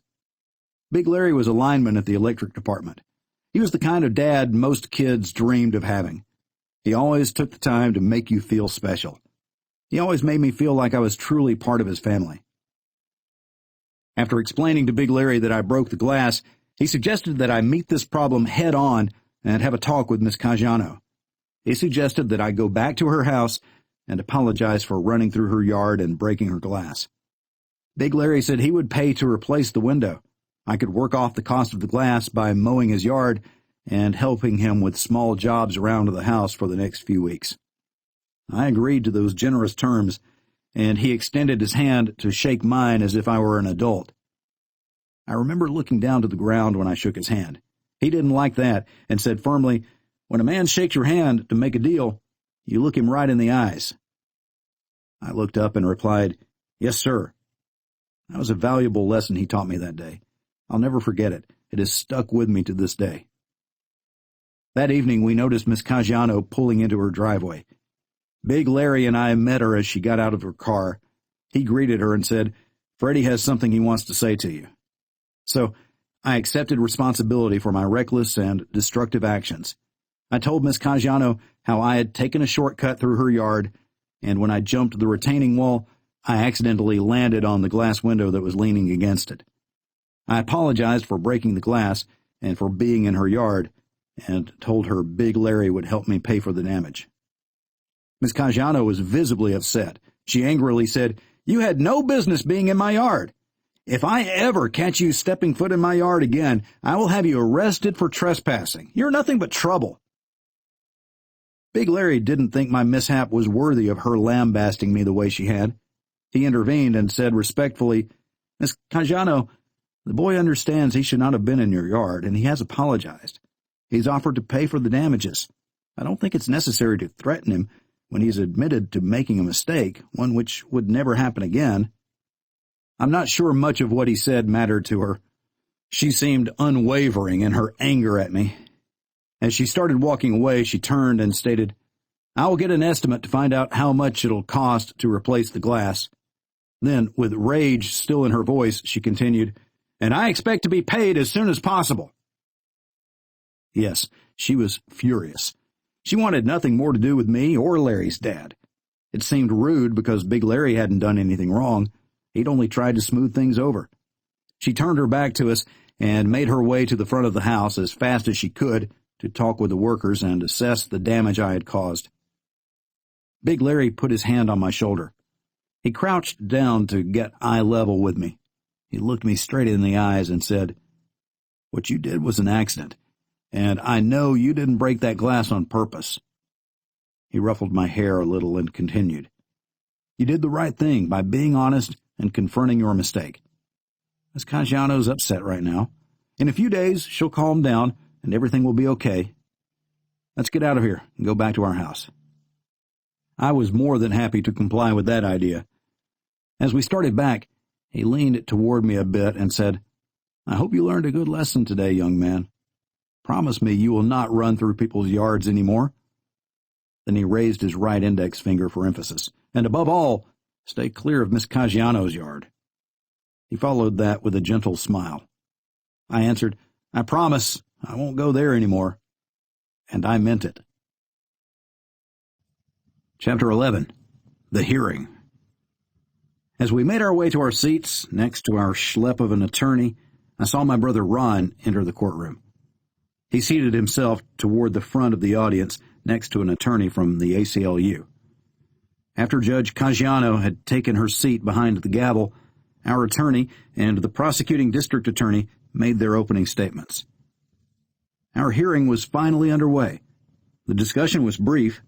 After hearing statements from both sides, the judge decided to hold us without bail until our court date. My brother Ron and the ACLU attorney immediately stood and vocalized their objections to the judge's decision. The scene was like something out of a Perry Mason television show. Judge Caggiano started pounding the gavel, yelling, "Order! Order! Order in the court! Who do you think you are, opposing my decision in my courtroom?" The confident, well-dressed, and assertive ACLU attorney asked, "Your Honor, may we approach the bench?" As Ron and the attorney confronted the judge, they explained who they were and why they were there. The attorney told the judge that the ACLU had assigned him to monitor our case, and it was evident that our juvenile rights were in jeopardy. He was there on behalf of his agency to follow the proceedings in the courtroom and to protect the rights of the minors. He also explained to the judge that to keep us in jail without a bond was not only unfair, but it was also unconstitutional. The punishment did not fit the crime. The young ACLU attorney had thrown the judge a curveball she was not prepared to handle. She was visibly shaken and had to pause for a moment to gather her thoughts. This was Miss Caggiano's courtroom, and she called the shots. She expected everyone to bow down to her, but she wasn't a fool. The judge took a moment to assess the situation. Realizing the involvement of the ACLU in Washington, D.C. would alter the landscape of these proceedings, she called for a 15-minute recess. She asked for the district attorney to meet with her in her chambers. When Judge Caggiano returned to the courtroom, she reluctantly changed her previous decision and ordered a bond to be set for $10,000. She went on to specify that if the three of us perpetrators could post bond, we would be on house arrest until the court date. With that new agreement, she struck the gavel and dismissed the court. Before we were led back to our jail cells, the outraged ACLU attorney said in a harsh tone, "Your Honor, the bail is unreasonable. These kids come from low-income families. To expect them to come up with a $10,000 bond is impossible." With obvious irritation, Ms. Caggiano said with a fierce glance to the attorney, "This is my courtroom and you will respect my decision. Court adjourned. Our discussion is over. Please leave my courtroom or I will have you removed." The ACLU attorney was stunned. The judge was out of control. He knew we were in trouble. Our only hope was to get this case moved to a new court with a new judge. The next day, our brother Ron put up the deposit to post our bail. We were free to go home. Ron was in the middle of his transition from being a drill sergeant in Fort Benning, Georgia, to taking his new assignment in Washington, D.C., working at the White House in charge of ceremonies for the president. He was extremely busy traveling back and forth from Fort Benning, Georgia to Fort Myers, Virginia, to arrange for housing for his family. He wasn't in a position to stick around for a long time to deal with our mess. He had helped us immeasurably, and because of his efforts, we were out of jail. Feeling there was not much more that he could do for us at that point, he packed up, said goodbye, and left Clarksdale. He had to get back to his job and family. He promised to stay in contact with Mom daily to get updates on the progress of the case. Our brother had saved the day. We were free at last. But our freedom would be short-lived. Very short-lived. Chapter 12. Arrested on new charges. It felt good to finally be out of that jail cell and be home in familiar surroundings. Our family dog, a large black Labrador Retriever mix we called Blackie, was anxious to see us when we walked up to the front door of our house. He had been lying in the dirt next to my little brother Jason. Blackie was watching him play with his toy cars next to the steps of the house. Jason was 5 years old, 10 years younger than me. He was the youngest child in the family. Our dog was loyal and protective. Blackie was getting older, probably around 8 years old, and we were very attached to him as we raised him from birth. My sister Patty was sitting on the porch doing homework, and keeping an eye on my little brother while we went inside to put our things away and relax. Suddenly, we heard a loud scream from Patty. Doug and I ran back outside to see why she was hysterical. Out from under the concrete porch, just a few feet away from where Jason was playing with his cars in the dirt, slithered a large copperhead snake. Copperheads are venomous and could kill a small child. Blackie spotted the snake crawling toward Jason, and without hesitation, he snatched the snake off the ground and threw it several feet away from Jason. Blackie then pounced on the snake, and after a pretty good fight, he finally killed it. If Blackie had not been lying next to Jason when that snake came out from under that porch, there's no doubt he would have been bitten and possibly killed. Blackie's quick response was heroic. We were home for no more than 5 hours when 2 police cars pulled over and parked in front of the house. A uniformed officer and a vice squad detective got out and came to the front door. They were looking for Doug and me. When we came to the door, they asked us both to step outside. They explained that we were under arrest for multiple charges, 8 new charges. This was out of control. One of the charges was for selling marijuana. I knew the marijuana charge had to be related to the one time Dave asked me to buy him some. I didn't smoke it, and I didn't sell it. Dave was the only link to marijuana. The pieces of the puzzle were starting to come together. Obviously, Dave Jones was instrumental in this whole frame-up of my brother Doug, Charles, and me. I still didn't understand any of it. Why would Dave set us up to be arrested? What was his motive? Why was Dave so mad when I discovered the camera behind the glass window? The only thing that was clear was that he was doing an excellent job of ruining our lives. We hadn't done anything to deserve this treatment. It was so bizarre and incomprehensible. Our older brother, Davy, was also at home when the 2 policemen came to rearrest us. Davy overheard everything they said and quickly called his best friend, Marky. He told Marky that we had been rearrested and set up by the guy named Dave at the fix-it shop. Marky was dating a girl named Adele. Adele had a friend named Tony Rodriguez. Tony was the half-brother of Dave at the fix-it shop. Tony would occasionally drop in just to chit-chat with Dave. Adele was with Marky when our brother Davy called to inform Marky of our arrest.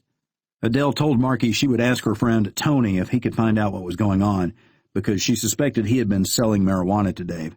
She knew Tony smoked weed, and many times he told her he and Dave would get high at the fix-it shop. The news spread like wildfire that Doug, Charles, and I were back in jail, and the situation was getting worse. Dave Jones started getting malicious calls at the shop, some of them death threats. My brother Davy and his best friend Marky became the next targets. Their rights were next to be seriously violated. Whenever they drove anywhere, they were followed by the police.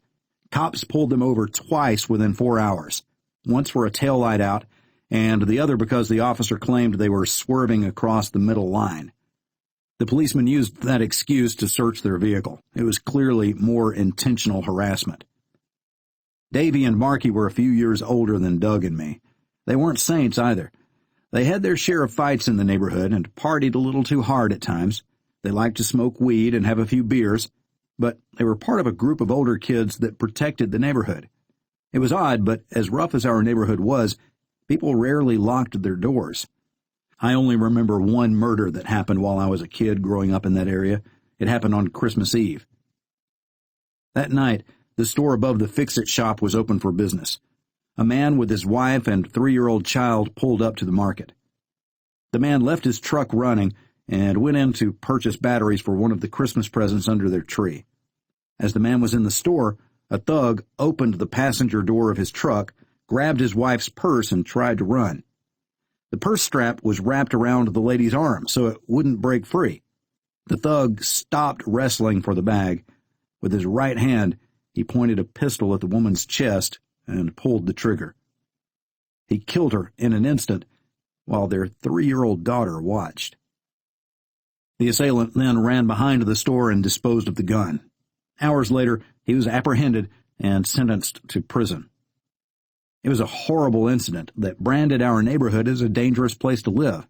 It was a danger zone, and fights did happen, often. Unlike a big city such as Chicago, we rarely had an incident where guns were involved. It was usually one-on-one fights, and the neighborhood took care of itself. Davy and Marky were part of the neighborhood watch.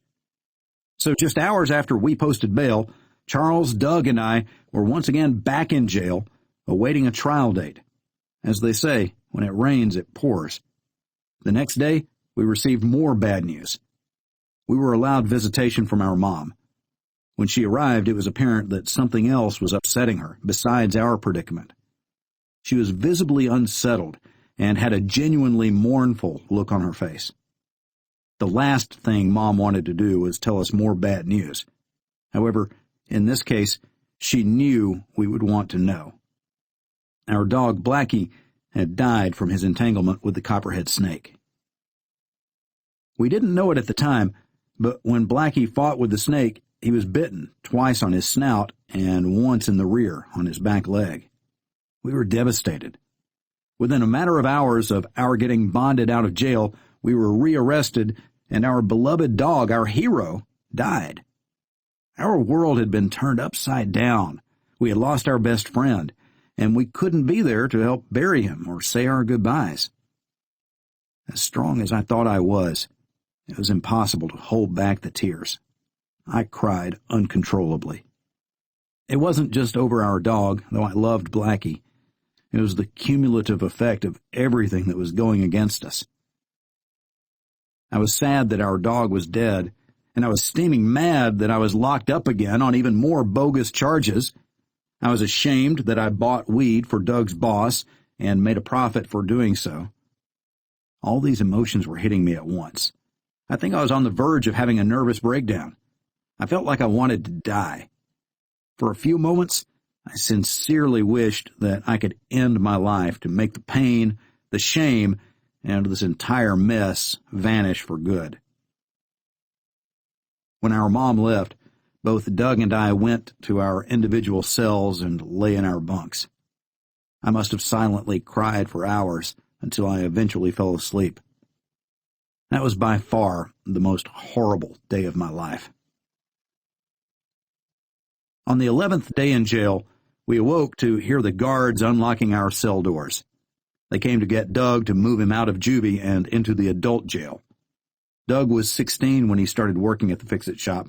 He had turned 17 a couple of weeks later. The district attorney, with the permission of the judge, decided to arraign him as an adult, as he was the driver of the vehicle that fateful day we were pulled over after going through a yellow light. Being placed in the adult population could be dangerous. It was certainly a more violent place than the juvenile detainment section.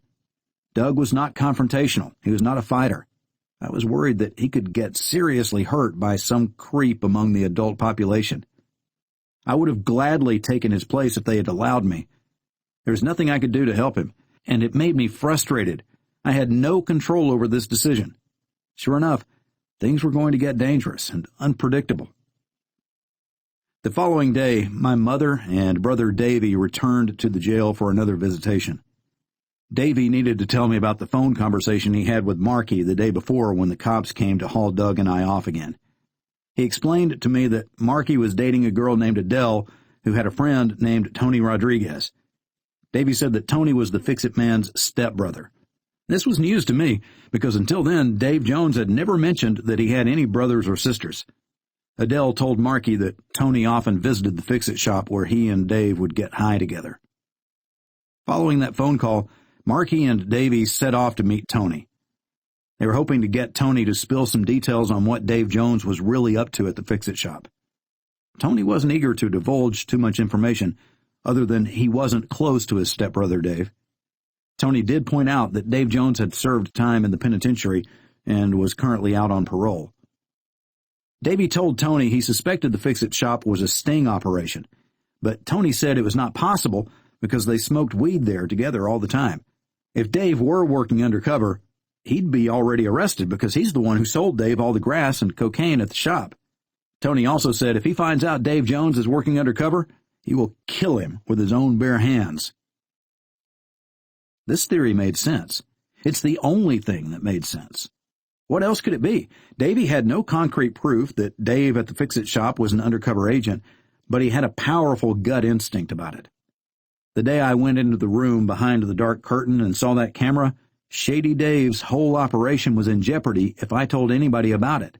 I was a witness. My brother Davy put two and two together, arriving at the conclusion that the Fix-It shop was a front for a sting operation. Dave was an undercover agent for the police. Davy also suspected that we had been set up and locked away to keep us quiet. By being arrested and confined to jail cells, we couldn't possibly disclose any information about their sting operation. Well, of course, that had to be the answer. It made perfect sense. But it was incredibly unfair to Charles, Doug, and me. Arresting us was a terrible option. Why had they not just told us it was a sting operation and we had to keep quiet about it? They had plenty of better options that wouldn't scar us all so deeply. They could have put us under house arrest or sent us to Fort Benning with our older brother. We weren't just collateral damage. Arresting us the way they did was ridiculous. It seemed like we had finally solved this case on our own, but it was all speculation because we had no proof. The only thing that wasn't adding up was the new information that Dave Jones was an ex-convict. If this was an undercover operation devised by the police department, why would they hire an ex-con to be the head agent? Was that even legal? Chapter 13. Murder. On the 12th day of jail, Doug was brought back to the juvenile detention section. During his time in the adult jail, he had been beaten by two inmates. The thugs wanted his mattress, but Doug refused. Doug wasn't a fighter by nature. He had a friendly, non-threatening personality. No doubt the inmates sensed this and took him for an easy target. I'm sure Doug put up a good fight. When pushed to his limits, he could handle himself as good as anyone. But after the beating he got, the guards decided his life was actually in danger. They needed to get him out of the adult population. Around noon, the guard came and asked Charles to go with him. Doug and I were left to wonder, what's happening now? About an hour later, they brought Charles back to the cell. Then they asked Doug and me to follow them. They took us upstairs and separated us into adjoining rooms. A very straight-faced, stern detective came into my room and began grilling me on Tony Rodriguez. "Do you know a man named Tony Rodriguez?" I replied, "No, sir. I know the name, but I've never met him." And that was the truth. "Do you mean to tell me you don't know Dave Jones's brother, Tony Rodriguez?" The detective was getting angry and more confrontational. It was severely unsettling. "Yes, sir, I know who you're talking about, but like I just told you, I never met the guy." Once again, I was telling the truth. Until Davey told me that Tony Rodriguez was Dave's stepbrother, I had never heard the name. The detective said that Dave's stepbrother was beaten to death yesterday and hung. His limp body was then stuffed into a footlocker. "It's awfully coincidental that as soon as we locked you boys up, Dave Jones starts getting death threats at the Fix-It shop." Holy crap! Tony was beaten to death! Come on, did this tough guy seriously think we boys had killed Dave's brother? Mr. Dark, at least that's how I viewed him, continued his preposterous line of questioning. "Did you or Doug at any time leave your house between the time we released you from jail and the time my officers brought you back?" Again I replied, "No, sir." This fellow made my skin crawl. "Do you know anyone who would want to hurt Dave Jones or any of his friends or family?" "I don't know much about Dave Jones at all," I replied. "He didn't open up to any of us. He just gave me and my brother pickup and delivery jobs." I paused to think for a minute and said, "Looking back now, everything about Dave was fishy. The reason I'm here is entirely because of him. I don't know anything about this brother of his either. Before all this, I never even heard the name Tony Rodriguez." The creepy detective scribbled some words down on a pad of paper. I continued, "We live in a very tough neighborhood. I'm pretty sure that by now just about everyone around would know that Dave Jones was responsible for our arrest. There are many people pissed off because you are holding 3 innocent kids. I wouldn't be the least bit surprised if someone in the neighborhood is upset enough to retaliate against Dave. But I don't think anybody would kill someone over us being in jail." "What about your brother Davey and his friend Marky? Do you think they would do something like that?" Man, this guy was fishing. If Charles, Doug, and I didn't know that Dave had a brother named Tony, how would Davy and Marky know? My distaste for this man was growing by leaps and bounds. The detective replied, "Because we understand your friend Marky is dating a girl named Adele, and she is a close friend of Tony Rodriguez." "No, I don't think my brother or Marky would kill someone. Maybe you should be asking Dave Jones these questions. I'm certain he's behind most of this." I was getting a clear picture of how shady and distrustful Dave is. He had no problem setting up me, Doug, and Charles. A guy who would do that is likely to do other dark things. Maybe he killed Tony Rodriguez because he knew too much. Right now, I couldn't care less about what happens to Dave Jones or his family. He's an absolute piece of shit. The detective had heard enough from me. He stood up from the table and said, "Fair enough, but if you can think of anyone who might have wanted to do harm to Tony Rodriguez or Dave Jones, I'd appreciate your help." I suddenly realized that he no longer suspected me of having anything to do with the murder of Tony Rodriguez. Like a light switching off, he stopped being aggressive and mean. The tough guy act was just an interrogation tactic. As he was leaving the little room, he said, "Sit tight, and I'll get the guard to take you back to your cell." Chapter 14. 18th Day in Jail. The next several days were boring and uneventful. Doug, Charles, and I spent our time playing cards and reading books. At some point, Doug noticed a mouse running across the floor and wanted to catch it. He saved some bread from lunch and left crumbs near the hole the mouse used to enter our cell. When the mouse returned, we watched as he cautiously ate the bread. Eventually, the mouse followed the crumb trail until he was near the concrete picnic table. None of us made any sudden movements, while Doug dropped the crumbs on the floor. We didn't want to scare the mouse. Eventually, Doug sat down on the concrete floor. The mouse would get within 1 foot of Doug, allowing him to drop the food without running away. This scenario went on for 3 days. Finally, the mouse felt comfortable enough around Doug that he climbed onto his pant leg and allowed Doug to touch him. Doug had a new friend. He was the only one the mouse would let touch him. It was the funniest thing to watch the mouse climb up Doug's shirt to rest on his shoulder while he ate his breadcrumbs. Playing with his new friend kept Doug's mind occupied on something positive. It was good entertainment in a place filled with so much negativity. When the mouse wasn't around, my mind was left racing. I was becoming more and more convinced that our brother Davy had been right about this all being a setup to get us off the street so that we wouldn't blow the lid off their operation. It was the only theory that made any sense. On our 18th day in jail, the guard came to our cell and told us to gather all our belongings. They were letting us go home. He didn't have to say it twice. Without hesitation, we started collecting the few clothes and books they allowed us and waited for the guard's return. I remember feeling an enormous level of relief and excitement to get out of that hellhole. Doug and Charles were equally thrilled. They were grinning from ear to ear. The wait seemed like it took forever. We were so eager to be out of there that 1 minute felt like 10. But wouldn't you know it? We had waited 3 full hours before he returned to release us. Chapter 15. 42 indicted in police sting. Our parents were waiting in the lobby to take us out of that godforsaken place. On the ride home, they informed us that our brother Davy had been right all along. It was all a low-down setup. When we got home, our mother showed us an article in the local newspaper. In big letters, the headline read, 42 indicted in police sting. The article described how the operation had been based in a fix-it shop on Woodmore Boulevard in Clarksdale, Tennessee. It was involved in the fencing of stolen property. Authorities had begun to round up the 42 perpetrators named in the grand jury indictments. 13 of them were arrested the night before the newspaper article came out. The police were searching for 29 others that day. It was such a huge story that the 3 largest television news channels in our locale were covering the story. We watched the 6 o'clock news as they showed actual footage of officers beating on doors, arresting people, and taking them to jail.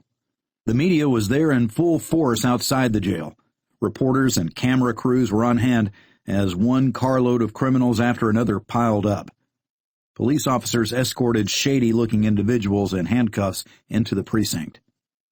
The next day, another headline in the local newspaper read, "More sting suspects corralled in spring roundup." The article stated that more than $103,000 worth of merchandise purchased in the sting operation cost about $35,000 to buy. Arrest totals had reached 18 by press time that afternoon. The news article listed the names and charges of those indicted. Halfway down the list, I read, 16-year-old, McGraw Street, boy, 6 counts of grand larceny, receiving and concealing stolen property, and selling marijuana. 17-year-old McGraw Street, boy, 6 counts of grand larceny, receiving and concealing stolen property. 17-year-old Woodmore Boulevard boy, 6 counts of grand larceny, receiving and concealing stolen property. A chill ran down my spine. The boys listed referred to Charles, Doug, and I. Our names must have been omitted because we were juveniles. This mess was far from being over. The district attorney's office, police department, and judge were all knee-deep in a potential civil rights nightmare. They had violated the rights of 3 juveniles, so they couldn't drop the charges without a hearing or a court date. If they did, it would be an admission of guilt on their part. That would set the city up for a lawsuit. Thanks to my older brother Ron, the ACLU was monitoring this case closely to make sure they protected our rights. The arrest was quite a problem for the district attorney because he was about to be up for re-election. It was even more of a mess for the chief of police who had helped orchestrate the sting operation we unknowingly got entangled in. We stayed in touch with the lawyer from the ACLU who suggested we take action on a few things immediately. First, we needed to file for a Marsden hearing. There we could request that the court allows us to fire the attorney they had appointed to represent us. He had not done an acceptable job on our behalf. At the Marsden hearing, we also asked to have Judge Caggiano dismissed because she was not impartial. We needed a change of venue. With our case moved to another court, we would get a different judge. We had plenty of proof to show that the attorney who'd been defending us was not looking out for our best interest. We also had enough character witnesses to testify to the judge's bias. She had a history of anger and resentment toward our family. It took 3 months after our release from jail, but we were granted the Marsden hearing. It was a closed courtroom, and only a limited number of people associated with the case were allowed in. Judge Caggiano presided over the hearing. How in the world could it be legal and proper for this biased judge to be ruling over a hearing conducted for the express purpose of seeking a different judge and venue? The good old boy system was at it again. During the hearing, the ACLU attorney laid out his arguments to Judge Caggiano. He asked that the charges against all 3 of us boys be dropped. He argued his point and showed that there was no possible way some of these crimes happened by Charles, Doug, and me. A prosecuting witness named Mr. Brake stated that on March 7th, 2 Murray bicycles went missing from his Walmart store. He testified that he had seen the bikes just 2 hours before they were stolen. The arrest petition stated the Fix-It shop bought the stolen bikes on March 4th. The attorney argued that it's not physically possible to take something on the 7th and sell it 3 days earlier on the 4th. Judge Caggiano denied the request to dismiss the charge. She stated that the witness was simply confused about the dates. She was sure the 3 of us boys had stolen the bikes. The charge was insane. The judge was vindictive. She ordered a 15-minute court recess to allow the district attorney time to correct the dates and resubmit the amended petitions. Our attorney then contested the amount of bail against the 3 of us because we had no prior arrests, citations, or convictions. He argued that the sum of the bond was excessive. The judge disagreed, saying that she knew our history from living in the same neighborhood and was certain we were guilty. This was complete insanity. She had all but admitted that she set our bond so high because she was biased against us. It was a complete miscarriage of justice. The bogus hearing lasted for 2 hours. The ACLU attorney made his case clear to the judge and stated that he was fully prepared to show the evidence necessary to turn this charade into a full-blown civil rights lawsuit. If we could not get a fair hearing in front of an impartial judge and get represented by a competent attorney, he was going to bring in the full force of the ACLU. The wicked witch of a magistrate began to realize that this lawyer from Washington wasn't going to back down. He wasn't intimidated by her. The good old boy style of law was not going to fly with the ACLU. Realizing the outcome of this case could make her look bad in the public eye and possibly cause significant damage to her career, Judge Caggiano reluctantly agreed to the appointment of new attorneys for us. She also decided to dismiss herself from overseeing the case. She moved it to a new court under a new judge. Our win was undoubtedly a severe blow to her ego and a huge advantage for us. Over the next several weeks, we had meetings with our new attorneys. Doug and I were appointed a very young but a very sharp lawyer by the name of Mr. Randolph. Charles had been appointed a new attorney named Mr. Williams. Both attorneys seemed eager to get to the truth. They worked closely with each other, gathering information about Dave Jones and the facts surrounding our case. There was a whole new dynamic at play. These fellows wanted to make sure we boys were adequately represented. The new lawyers made it clear from the start that they were not part of the good old boy system. They were fresh out of law school and eager to prove to everyone that the charges against us were bogus. We made preparations for our case as we waited for our court date to get on the docket. Our attorneys were proving very good at their jobs. They were doing all they could to ensure that no stone was left unturned. What they discovered while researching Dave Jones and all the officials involved in our case was truly unbelievable. The disgusting truth was about to unfold in the courtroom. Chapter 16. Boot Camp. As we waited for the court to determine our trial date, we made every effort to carry on as normally as possible with our lives. Doug and I struggled to deal with all that had transpired over the past few months. Worries weighed heavily on our minds. We became withdrawn from our friends and family. We kept a lot pent up inside, rarely speaking about the case to anyone. We were beginning to have problems interacting with other people, especially anyone who might be considered an authority figure. We didn't trust anybody. How could we? We had been dealt the worst hand imaginable for dealing with that low-down scoundrel Dave Jones. If spoken to in an authoritative manner, our automatic reaction was to be rebellious and outspoken. If someone showed us any disrespect, we turned snappish and verbalized that in no uncertain terms. Would we tolerate being spoken to in such an ill manner? We realized that we both needed help in dealing with our psychological problems. I considered our mental state to be the equivalent of post-traumatic stress disorder. We missed so many days of school while being in jail that it's amazing we were able to pass our exams and graduate, but we did. Thankfully, we weren't held back to repeat that grade. Our mom was a major factor in our not failing that school year. She went to our school while we were in jail and got our homework assignments. She would bring the homework to us on her daily visitations. We would work on them in the slammer, and she would submit our completed assignments to our teachers. Despite being absent for 18 days, Mom's efforts kept us up to date with our schooling. Not long after we got out on bail, the school year ended and summer break was beginning. My brother Ron was finishing his assignment in Fort Benning, Georgia, as a drill sergeant. He was preparing to transition into his new job at the White House in Fort Myers, Virginia. He had been busy setting up arrangements for housing and everything else associated with such a move. He had been dealing with the mess we were involved in during what little spare time he could find. As busy as he was, he still managed to come home for a couple of days to find out firsthand how we were coping with life after jail. The whole family appreciated that. Ron noticed how withdrawn and edgy Doug and I had become. He thought that perhaps some time away from Clarksdale and each other would do us good.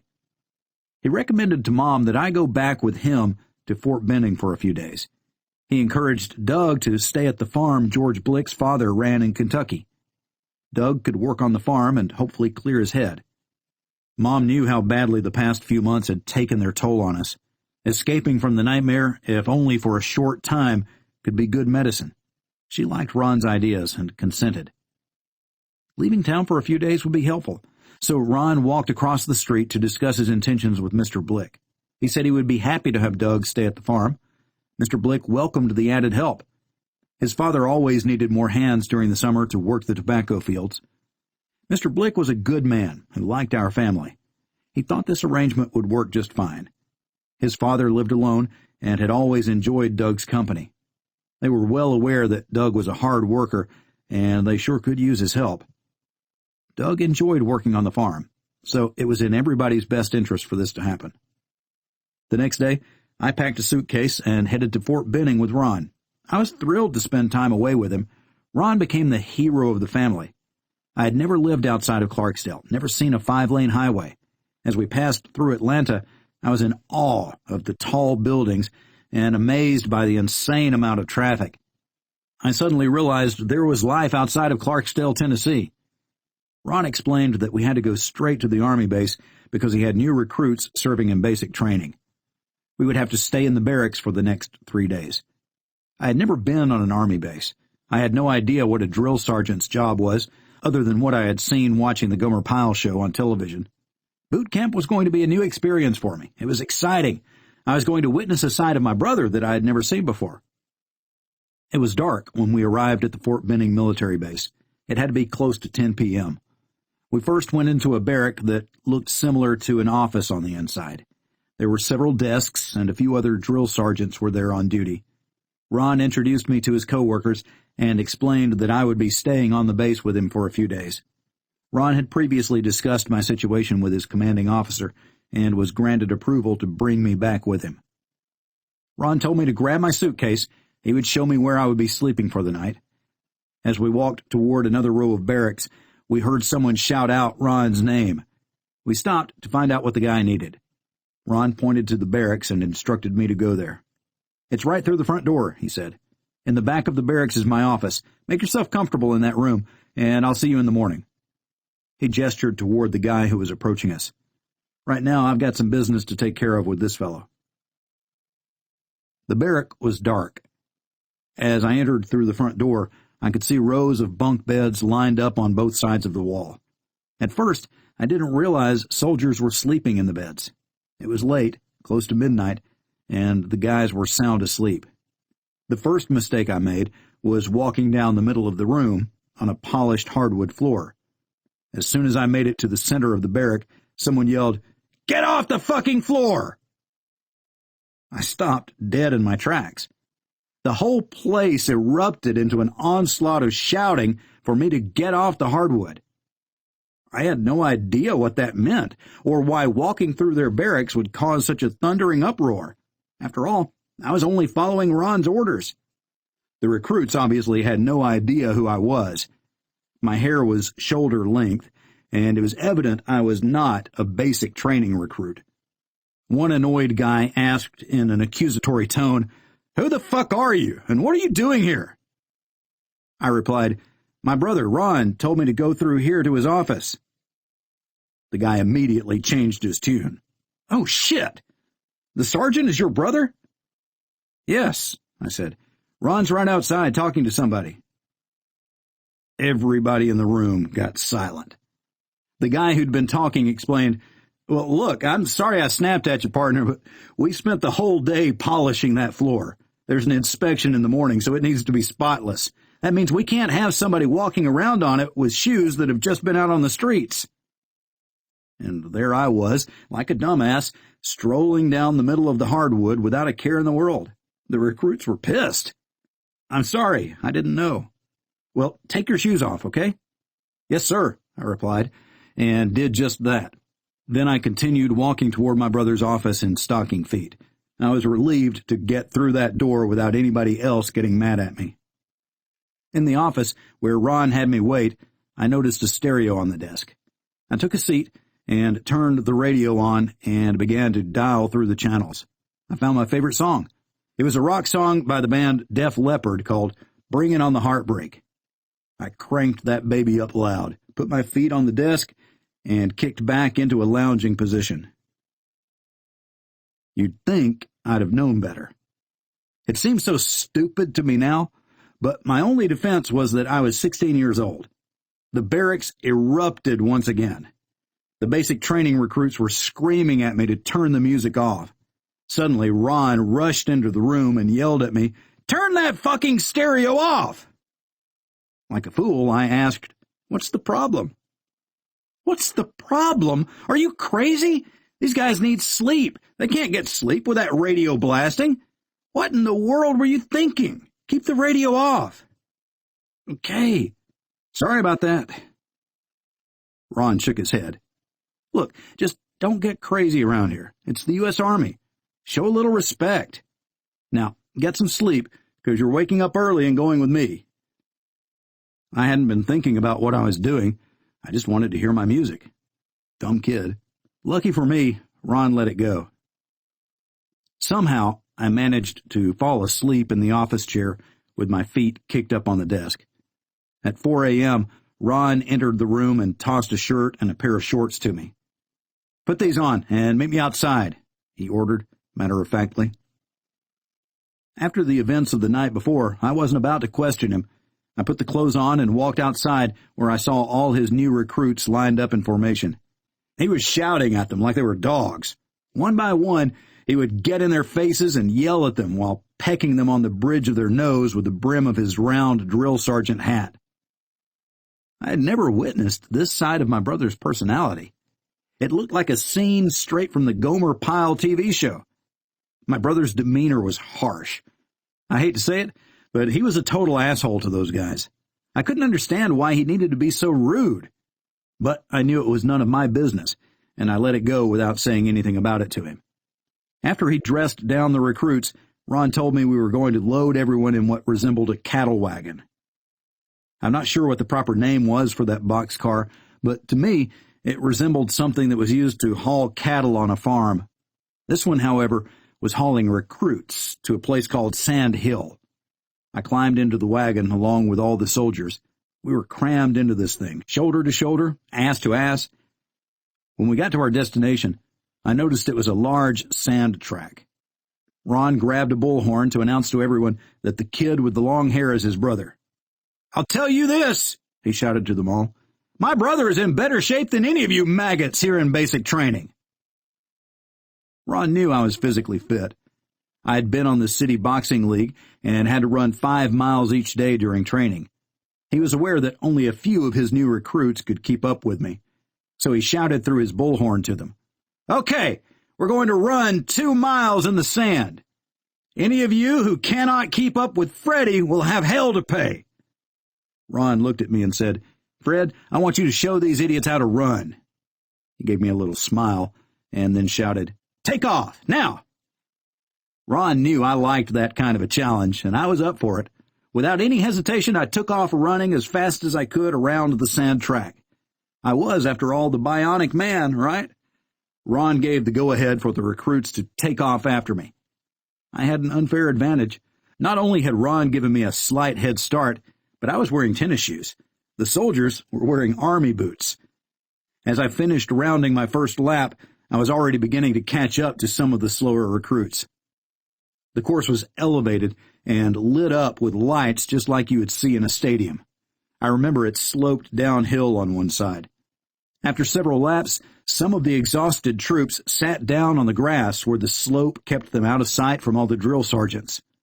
Running in deep sand was possibly the most exhausting workout I had ever attempted. 2 miles of that sand was probably the equivalent of running 5 miles on pavement. After the run, we loaded up and headed back to the barracks. Ron told me we would be going to the mess hall for breakfast. I would need to sit at his table with the other drill sergeants. The mess hall was set up like a buffet line. You picked up your silverware and tray. As you walked down the line, servers would load your plate with food. I took my seat at Ron's table and began to eat my breakfast when all of a sudden, all hell broke loose. Once again, Ron started yelling at one of the new recruits for talking. He stood right up close to the poor fellow and screamed right into his ear at the top of his lungs. Another drill sergeant joined in and started screaming in the guy's other ear. They told the recruit to go outside and eat his food by himself. I thought, damn, my brother is a prick. This guy had simply talked to one of his friends, and for that, they screamed at him. I didn't understand how basic training worked, that was for sure. I couldn't understand why Ron had to yell to get his point across. When Ron got back to the table and sat next to me, I asked, "Was it necessary to scream at that guy? Don't you think you could have handled that situation a little better? Did you have to put him down in front of his friends?" Ron looked at me with a puzzled glare. He didn't know if I was serious or joking. He just put his head down and started shaking his head from side to side. The other drill instructors started laughing. We finished breakfast, and the rest of the day Ron was busy with inspections and harassing the new recruits. This left me free to roam around the base and explore it some. One of the recruits told me they had a store, the PX, which was within walking distance. I had a little cash on me, so I thought I'd go check it out. I walked to the PX and bought a Coke and a Snickers bar, and then walked back to the barracks. When I got back, the recruits were taking a break in front of the building. Most of them were just sitting around. I wasn't entirely aware of how grueling basic training was on them, so I didn't quite understand why they all looked at me like a lion drooling over a piece of meat.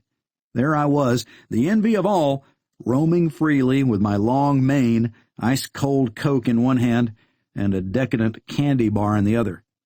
They were not allowed to go to the PX, so they had not had any junk food for weeks. Later that day, we were shuttled off to a new destination on the base that appeared to be a firing range. This was where the recruits trained on how to fire a TOW missile. The TOW was an optically tracked, wire-guided missile used to destroy tanks. About 2 miles away stood the target, a junked-out old tank. You could barely see the tank with the naked eye. To the naked eye, it just looked like a dot in the field. It was so far away. One of the soldiers performed a demonstration and fired a missile at the tank.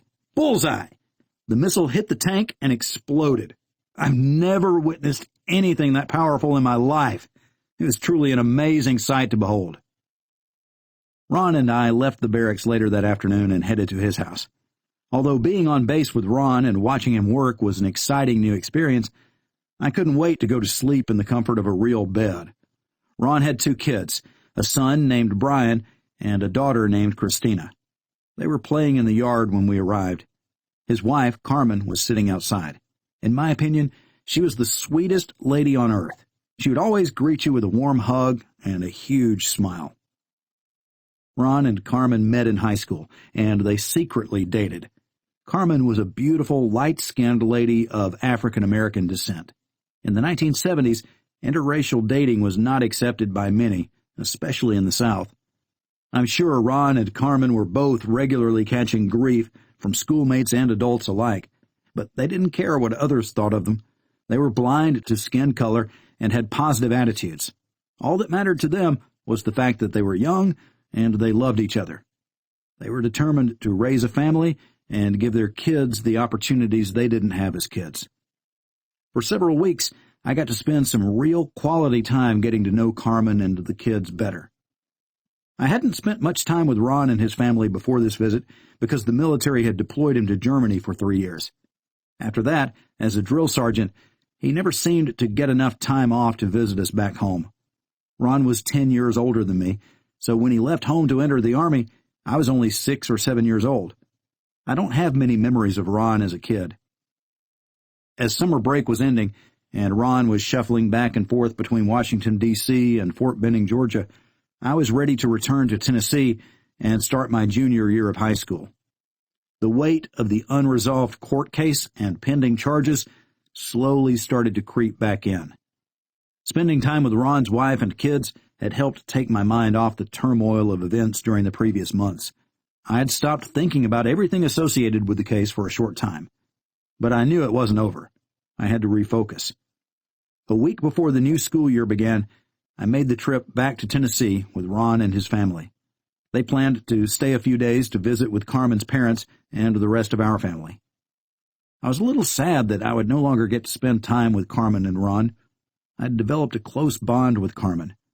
Saying goodbye was not going to be easy. Chapter 17. The Bullies. As we were driving down my street, I noticed 2 kids walking in front of our house. I'd never seen them before. When we got out of the car, The two kids stopped to gawk at Ron and Carmen as if they had never seen an interracial couple before. They slowly walked away. I remember how odd that felt. We went into the house. Mom and Dad were both excited to see Carmen and the kids. We all sat around the table for hours catching up on what had been going on with Ron's family. My parents were intrigued by Ron's new assignment at the White House. They wanted to hear all the details about his promotion. They were proud of their son, to say the least. The days following my return home were curious. I kept seeing those two new faces that had moved into the neighborhood. They would walk past our house every day. Even when they saw me in the yard, they never stopped to talk or introduce themselves. I felt a bad vibe every time I saw those two kids. They looked about the same age as me. Both of them were tall and slim, with long hair and tattoos on their arms. Unlike these days, it was unusual in 1982 to see a teenager with tattoos. It was evident to me that these new kids were not from around here. They looked different, and they had an arrogant swagger in their walk. Something was not right with them. I was getting an odd feeling that I would probably soon have a face-to-face meeting with these questionable individuals. I was not looking forward to it. Summer break had nearly ended. Our first day of the new school year was just 2 days away. Doug was now back from working all summer in the tobacco fields. He had lost his job at the Stables Steakhouse after he was arrested and put in jail. His manager, Jim, was forced to hire someone else. Doug spoke with him to try to get his job back, but Jim was leery. Jim told Doug he was the best worker the steakhouse had ever had, but because of the pending charges, he couldn't hire him back. Doug understood and appreciated him for taking the time to talk. He told Jim we were going to beat this case and prove to everyone we were not guilty. Jim said, "I hope you're right. If you do, and I have an opening, I will hire you back in a heartbeat." Doug had saved his money over the summer and wanted to go shopping for new school clothes. He knew I didn't have any money, so he told me that if I wanted to go with him to shop, he would pay for it. Of course, I agreed to that. What a deal. We loaded into the old gas-guzzling van and headed to the mall. I asked him if he had noticed the new kids who had been walking around the neighborhood. He said he had not met them, but he heard they had been trying to pick a fight with Jeff and Bobby, two of our friends who lived in the neighborhood. Doug said he heard the new guys were brothers and moved here from Florida.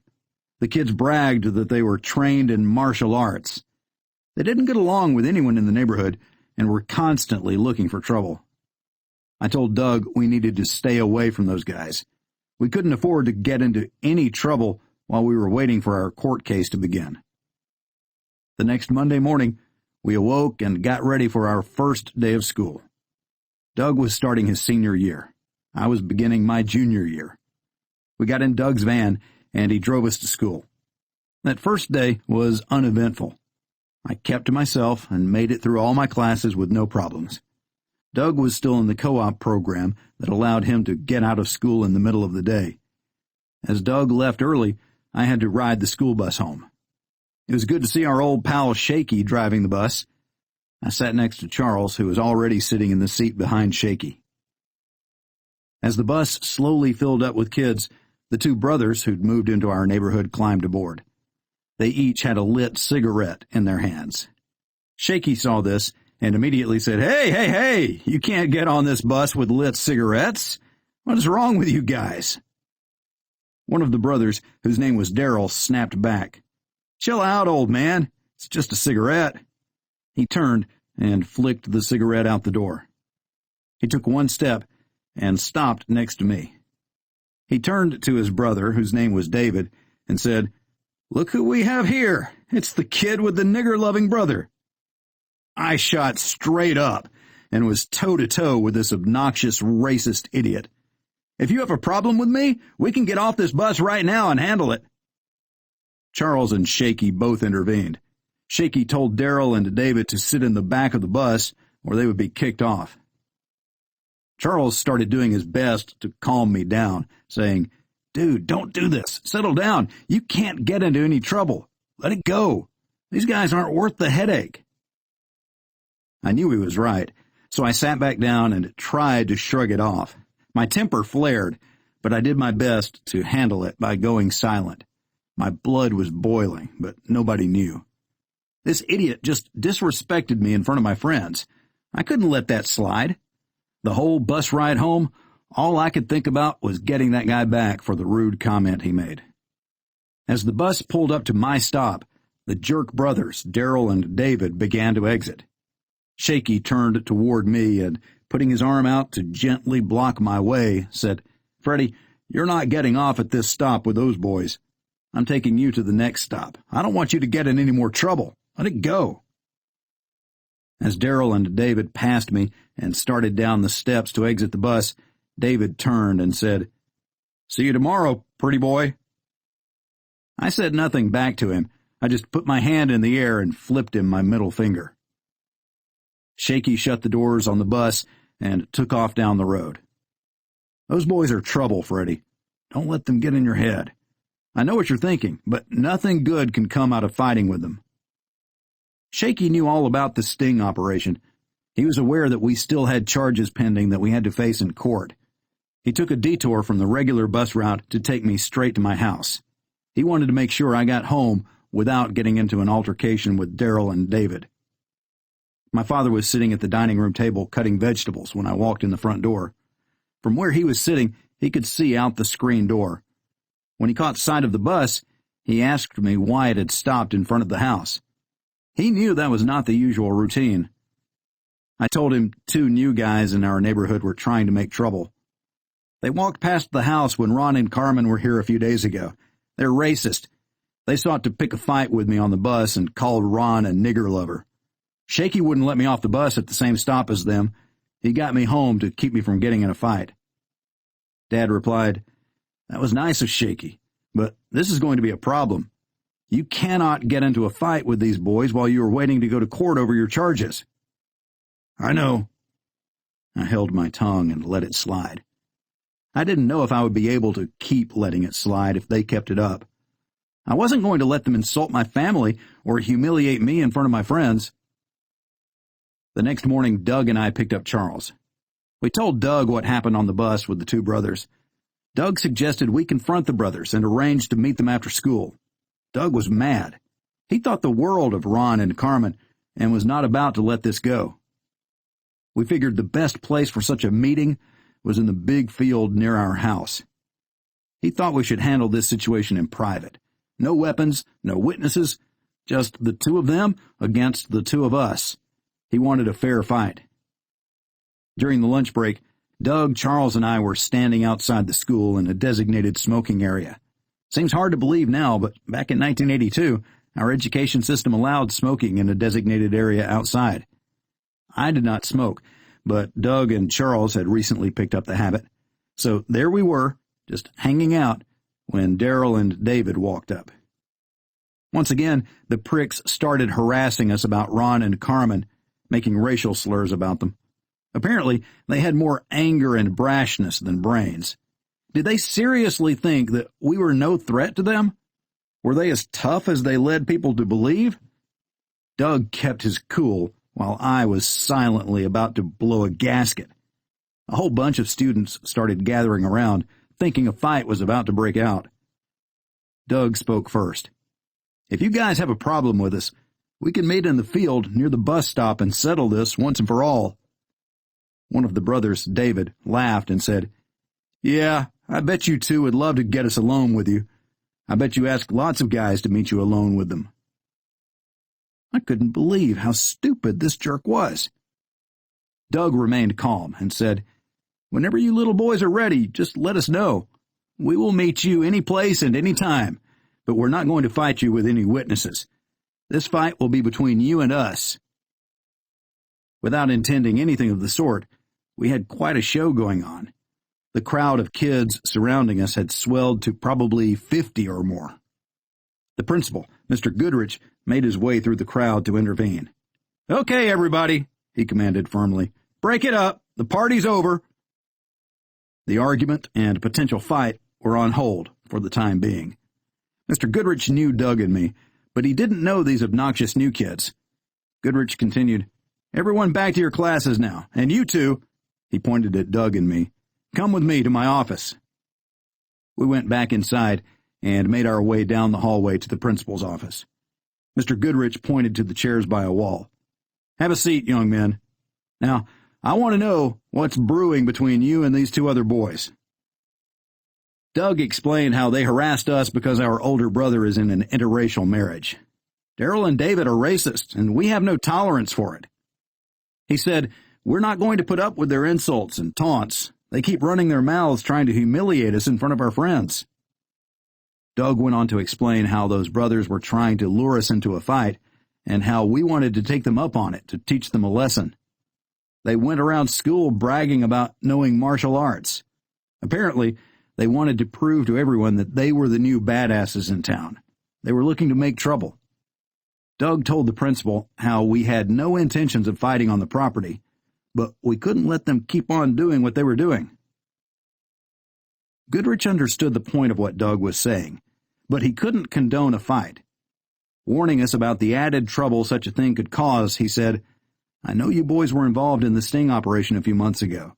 You realize if you get caught fighting, it will not look good for either of you when you go to court. You both really should stay away from these brothers. Do not let them lure you into a fight. I know it's hard, and I know they're trying to push your buttons, but even if you managed to shut them up, you might be sorry in the end. Understood?" We reluctantly answered, "Yes, sir, we understand." But deep down, we didn't agree with the principal's assessment of the situation. He dismissed us. We left his office and headed back toward our classes. Doug and I stepped out of that office with a strong feeling of dissatisfaction. Doug abruptly stopped at the top of the mezzanine and put his hand on my shoulder. He told me that I was not to get on the bus after school. He said he would come back to school to pick me up. "I know you too well, Freddie. I know that if you get on that bus and those two idiots harass you, there will be a fight." He was more convinced by Mr. Goodrich's speech than I had been. "We've got to stay away from these assholes, or we will be back in jail. It's not worth it." Okay, I reluctantly agreed. I didn't like this at all. At the end of the school day, the bell rang, and Doug was parked outside to pick me up. On the ride home, we didn't say much about what had transpired earlier in the smoking area. When we got home, Dad, once again, wondered what was up. He knew it was not normal for Doug to pick me up from school. "Okay, boys, what happened today? Did those neighbor kids harass you again?" "Yep, it happened again." "Do I need to come to school and talk with Mr. Goodrich about this?" "No, Dad," Doug said. "We already told Goodrich everything. We were having an argument in the smoking area. He broke it up and took us to his office. He wanted to know what was going on, so we told him." Our dad could be rational when he was not drinking, but if he had a few beers in him, you never knew what he was about to say. Lucky for us, on this day, Dad was rational. He reiterated what we already knew. "Stay away from those boys, and don't let them draw you into a fight." "But Dad," I said, "how do you stay away when these guys track us down and try to humiliate us in front of everyone?" "I know it's tough, but you don't have a choice. You've got to be on your best behavior. Your record must stay clean because of those charges you have pending in court." We were frustrated, but we knew he was right. As hard as it was going to be, we agreed that we would do as told. The next day at school, we headed to the lunchroom for our meal period. Doug and I grabbed trays and loaded our plates with crappy cafeteria food. We found a large round table with 2 available chairs and sat down to eat with some friends. As I was shoveling a mouthful of greasy pizza, I suddenly sensed that someone was standing behind me. I turned around, and there stood the 2 scumbag brothers, David and Daryl. They started running their mouths again about how Doug and I were cowards, and our brother Ron was a nigger lover. As hard as that was to listen to, I bit my tongue and turned back around to finish eating my lunch. Doug and I did not respond to their taunting. We made our best effort to remain quiet while they proceeded to humiliate us in front of everyone. The ignorant rednecks continued to berate us for about 10 minutes. It felt like a lifetime, sitting there in that cafeteria, surrounded by our friends and peers. Doug and I held fast and remained quiet. I hated the fact that we must have looked like cowards in front of everyone. At this point, many of our schoolmates had no idea that Doug and I were involved in the sting operation and had pending charges. They didn't understand our predicament and how bad it would be if we got into any more trouble. It wasn't like us just to sit quietly while someone provoked us like that. We were expected to defend ourselves. When we got home that evening, our father was drinking his beer and cutting vegetables at the dining table. He'd already downed a six-pack. Doug and I knew to tread softly.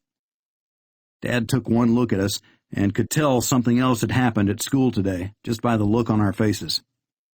"It's those brothers from Florida again, isn't it?" We nodded our heads. Yes. I was so angry inside that I began welling up with tears. Dad could see how much this was bothering me. I'd gotten to the point where I was now becoming emotional just talking about it. Dad began to get mad himself. Like I said before, when my dad was sober, he was rational. When he drank beer, he was unpredictable and could even get violent sometimes. As he was looking down at the vegetables he was chopping with a butcher knife, he asked, "Did those boys humiliate you in front of your schoolmates?" Once again, we said nothing. We only turned our heads down in shame and nodded affirmatively. "And did you take all their crap without responding, like your principal and I asked you to do?" Again, we nodded, yes. Dad put the knife down on the cutting board. "Okay, time to face this situation." Doug and I looked at each other, knowing things were about to change. We listened attentively to what our father said. "Tomorrow, during school, I want you to find those boys. I want you to confront them and let them know the bullshit stops today. You don't allow anyone to humiliate you at any time. You both have tried to stay away from these assholes, but they continue to go out of their way to try to embarrass you. I'm giving you both permission to take this matter into your own hands. If your school principal, Mr. Goodrich, isn't going to do anything to stop this harassment, it's time for you to resolve it." Doug and I liked what we were hearing. Our eyes connected with an agreement. Dad continued, "You hunt those boys down and humiliate them just like they've humiliated you. Send a clear message to anyone watching. You won't allow disrespect. No one is going to talk to you like that and get away with it. I find out you got your asses kicked. Be ready to get yours kicked by me. You're better than that. You can take on those bullies. Am I making myself clear?" We both replied, "Yes, sir." What a change of events. Doug and I went to our bedroom. We couldn't believe we had just been given the green light by our dad to end the bullshit that Daryl and David created. We figured we would most likely get suspended for fighting. We also understood that getting into a fight at school could affect the upcoming court charges. But that wasn't as important to us at that moment as it was to putting an end to the humiliation that Daryl and David had been dishing out. Our lives had gotten even more complicated than ever before. We still had the unresolved legal issues pending against us and an upcoming court date. Yet there we were, knowingly on the verge of sabotaging our freedom by purposefully starting a fight that was likely to get us suspended. Add to this, our father was condoning our self-destruction. At that moment, we honestly didn't care about what would happen later. Those two morons were going to get what they deserved. That was all that mattered to Doug and me right then. Chapter 18. Battle of the Brothers. The next morning, we arrived at school like any other day. On the way, we picked up Charles and filled him in on what our dad directed us to do. He was both surprised and glad to hear it. We parked the van and headed directly to the smoking area. There must have been 100 kids gathered around. Doug and Charles each fired up a cigarette while I scanned the smoking area. I noticed Daryl with his arm around his girlfriend. He too was smoking a cigarette. He looked intimidating with his scruffy, unshaven face, long hair, and tattoos on both arms. Daryl wore blue jeans with a big wallet tucked into his back pocket. It had a silver chain attached to the leather and wrapped around his hip to a side belt loop. He had biker boots on, even though he didn't own a motorcycle. The night before, Doug and I lay awake in our bunks. We didn't want to disturb our other brothers, so we whispered conspiratorially back and forth as we debated over which brother each of us would take on. Doug decided he wanted to fight Daryl. He was pretty tall, at about 6'3". That left David for me. After spotting Daryl in the smoking section, I looked at Doug. "There's your boy. He's standing in front of the middle entry doors with his arm around his girlfriend." Doug nodded to me. "I guess this is it, boys. It's time for the show." Doug took a drag from his cigarette and walked over to the far right side of the entry doors. With his cigarette still in hand, he ducked inside and immediately came back out through the door on the far end of the entry. From there, he was able to approach Daryl from behind. Doug grabbed Daryl by the back of his hair and pulled him down to his level. He took his cigarette out of his mouth and extinguished it into the top of Daryl's head. Doug did it so quickly that Daryl didn't know what was happening. He was caught off guard and so startled that he pissed in his blue jeans. Daryl didn't have time to react before Doug unleashed a fury of blows to his face. Daryl managed to break free and ran around a concrete column, trying desperately to get away from Doug. Doug was quick and stayed right on his tail, pounding him as often as he could. The vice principal had been standing just inside the entry doors. He heard the commotion and came running outside. He caught up to Doug and threw his arms around him to help prevent any more blows. Doug's job was over. He did what Dad had advised him to do. He'd beaten the crap out of the self-proclaimed martial arts master. Tough boy Daryl wet his pants, and everybody witnessed it. It was the craziest fight I had ever witnessed. I loved it. Now it's my turn, I thought, as I watched the vice principal take Doug and Daryl to the office. I was still outside, standing in the smoking area, when Charles walked up and told me he found Daryl's brother, David. "He's inside the cafeteria with his girlfriend. He doesn't know that his brother just fought with Doug." I smiled slyly and said, "Here we go, boys. It's time for round 2. I marched into the school cafeteria with blood in my eyes. David saw me approaching and took his arm away from his girlfriend. Everybody suspected another fight was about to go down. A crowd started gathering. Boy, I guess we were the big entertainment at school that day. I stopped approximately 10 feet away from David. He knew something was about to happen. He looked me straight in the eyes and said, "Do you have something you need to talk about, pretty boy?"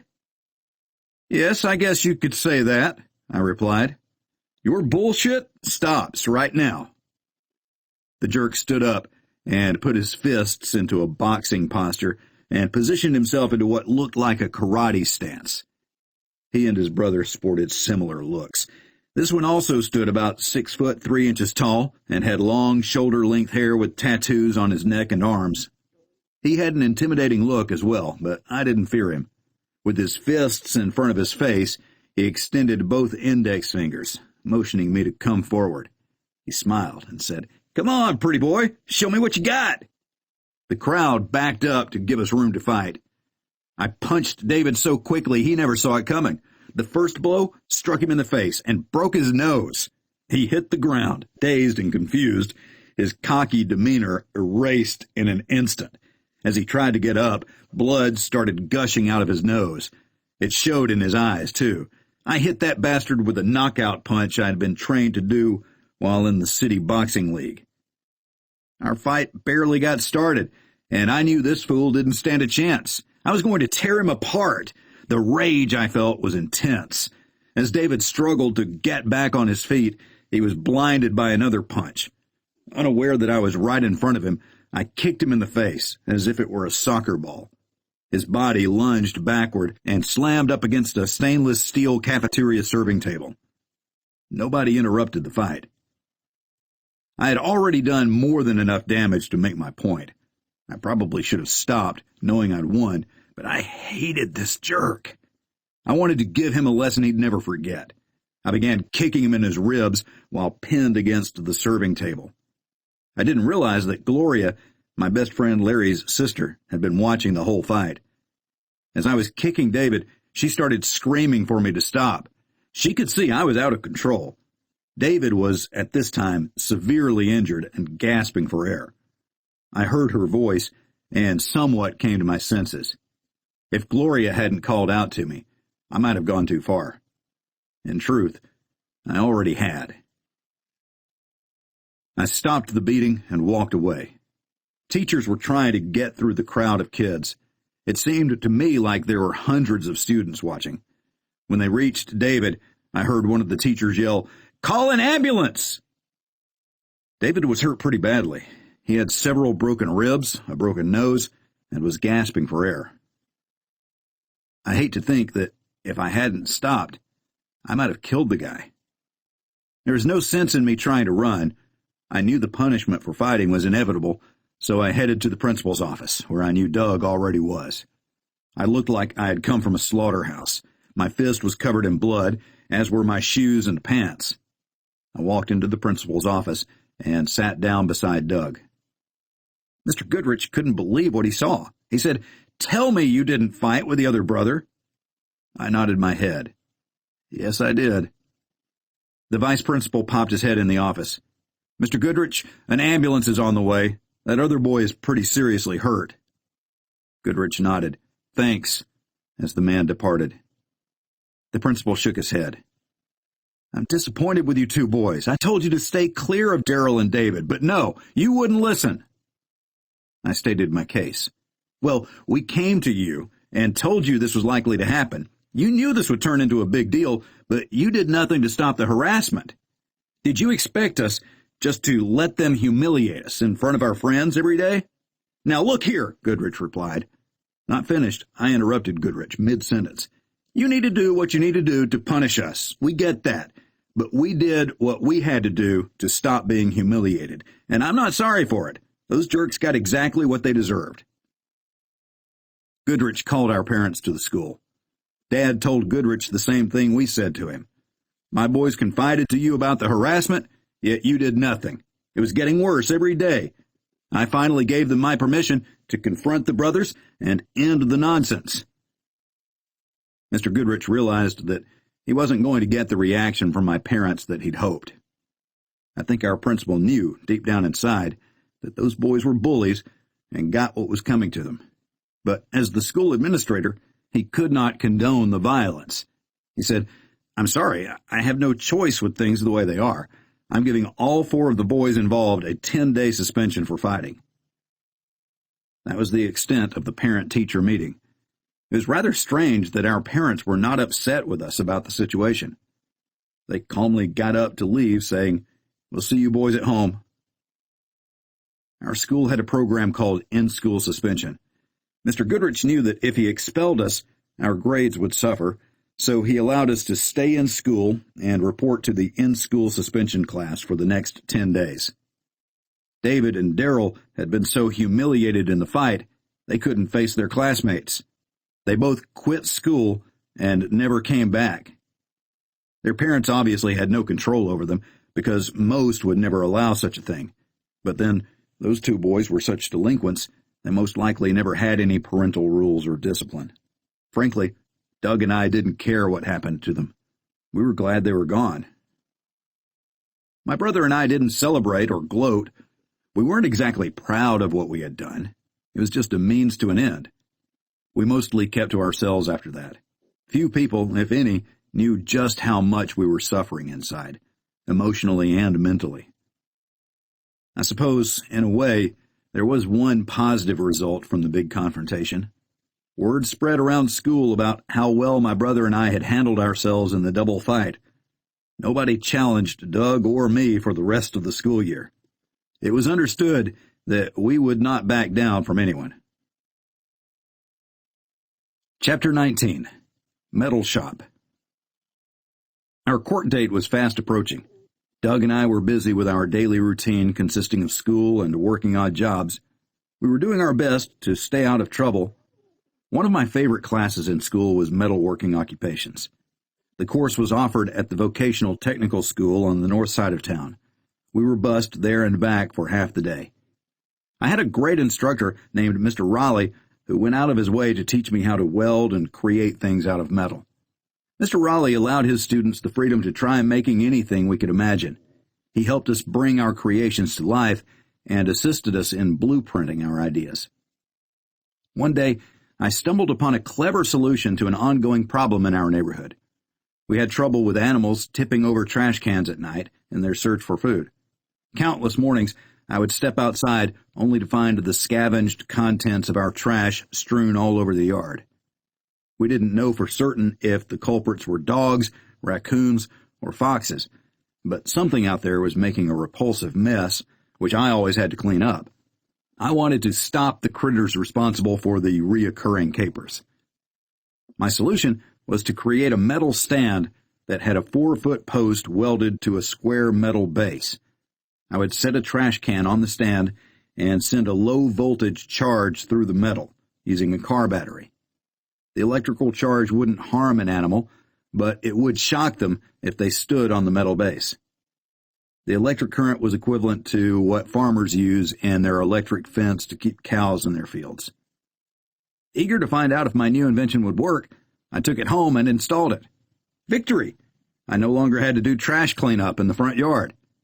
My invention worked so well that I made several more for our neighbors so they could keep their trash cans from being tipped over as well.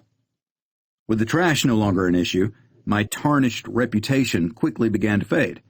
As more and more of my family, friends, and neighbors learned of my creative problem-solving and newly acquired skills as a welder, they began to see me in a positive light. I had become beneficial to the community. I realized how good it felt to be able to utilize my skills for something productive and worthwhile. It gave me purpose. My next constructive project came soon after. Dad told me his cousin raised hogs, but couldn't keep fresh water in their trough. He said they didn't have a pond, so he had been running a garden hose to a plastic kiddie pool to keep the hogs supplied with fresh water. The main drawback to using a kiddie pool was that the hogs enjoyed getting in it to slosh around. They would contaminate the water and eventually damage the plastic, deeming the pool worthless. It didn't take me long to figure out a simple solution to his problem. Back at the metal shop, I fabricated a water trough out of stainless steel so that it would not rust. I attached a stainless steel water holding tank and installed a floater inside the reservoir, similar to what is used to regulate water in a toilet tank. A garden hose could then be attached to the outside of the holding tank. Fresh water poured into the trough as the reservoir emptied, keeping the water level regulated. I designed the bowl so the hogs could only stick their heads in to drink, preventing them from contaminating the water. Hundreds of gallons of water would be saved because the hogs would no longer be slopping around in it. Looking back, I never realized then how valuable Mr. Riley's welding class had been or how it would alter my life. My newly found welding skills became an outlet for me. My mind was always running, figuring out ways to improve or create something useful. I loved coming up with constructive solutions. It was more than just a hobby. It was a great distraction from the upcoming court battle. It also helped me to restore my self-esteem, something I had lost over the past few months. I was beginning to feel useful and needed. One day, outside the welding shop, I noticed a large green metal dumpster that was completely rusted out around the bottom. The city's public works department had just dropped the empty container in exchange for the full one. As I inspected the dumpster, I noticed it was designed with poor drainage.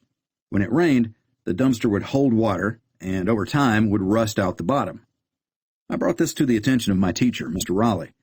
As we both inspected the dumpster, I pointed out the flaw in the design of the drain holes, which prevented the rainwater from escaping. I asked Mr. Raleigh if he knew what the city did with the dumpsters after the rust got so bad that the bottoms were falling out. He explained to me that they would take them to the scrapyard and throw them away. That made no sense to me. I said I could repair the dumpster and asked him if that was okay. My idea was to cut out the rusted metal with a torch, replace it with new metal, and fabricate a shield above the drain holes that I would drill into the floor pan. This would prevent the holes from getting clogged with debris. When I was finished with the metal work, I would send the dumpster to the auto body class located in the same building. The kids could paint the dumpster as they were practicing painting a car. Metal was metal, right? Mr. Raleigh thought it was a great idea. He got in touch with the city, and they granted me permission to begin the project. From start to finish, the dumpster restoration took only 3 days for me to complete. Mr. Raleigh taught us how to do a cost analysis for fixing the rusted-out dumpster compared to buying a brand new one. He was able to get the city to disclose how many dumpsters they scrapped each year because of rust and damage, as well as how many new ones they purchased. The money they could save by repairing the dumpsters versus the expense of buying new ones was substantial. We had stumbled on a solution to 2 problems. We could save the city thousands of dollars per year by repairing these dumpsters, and in the process, we would teach students how to weld and paint. The city funded the vocational technical school, so having the students repair city property as part of their training was a win-win solution for all involved. It was such a successful idea that Mr. Raleigh and the head of the city maintenance department contacted the local newspaper about it. Reporters came to my welding class and interviewed me. Mr. Raleigh and I posed for a picture, and they published an article in the newspaper. I have to admit, I had mixed emotions about helping the city save money. After all, this was the same city that held me in jail on charges that I didn't commit. Yet there I was, doing just that, helping them save money. Something didn't seem quite right about that. But my teacher wasn't one of the individuals involved in the sting, nor was the head of the city maintenance department. Neither were they part of the corruption. I had to put my negative feelings about our city officials aside and move forward with my life. I had a new purpose in helping to find solutions to problems when I came across them. I was a problem solver, not a problem maker. Despite having this new outlet as a reprieve from everything that happened and what lay ahead, everything was not well. Doug and I were still suffering internally. We rarely talked about what had happened. We stifled our emotions and kept our thoughts and fears bottled up inside. We remained withdrawn and isolated from people, even our closest friends. We did our best to focus more on our schoolwork. We made concerted efforts to get our grades back up to acceptable levels. Doug would also help me with my crazy invention ideas. His input made a big difference when I was trying to figure out how to regulate the amount of electricity to send to the steel plate for the trash can invention. Not only was it invaluable to be able to bounce my ideas off somebody, but he had good ones of his own. These crazy designs of ours were bizarre ideas, but they kept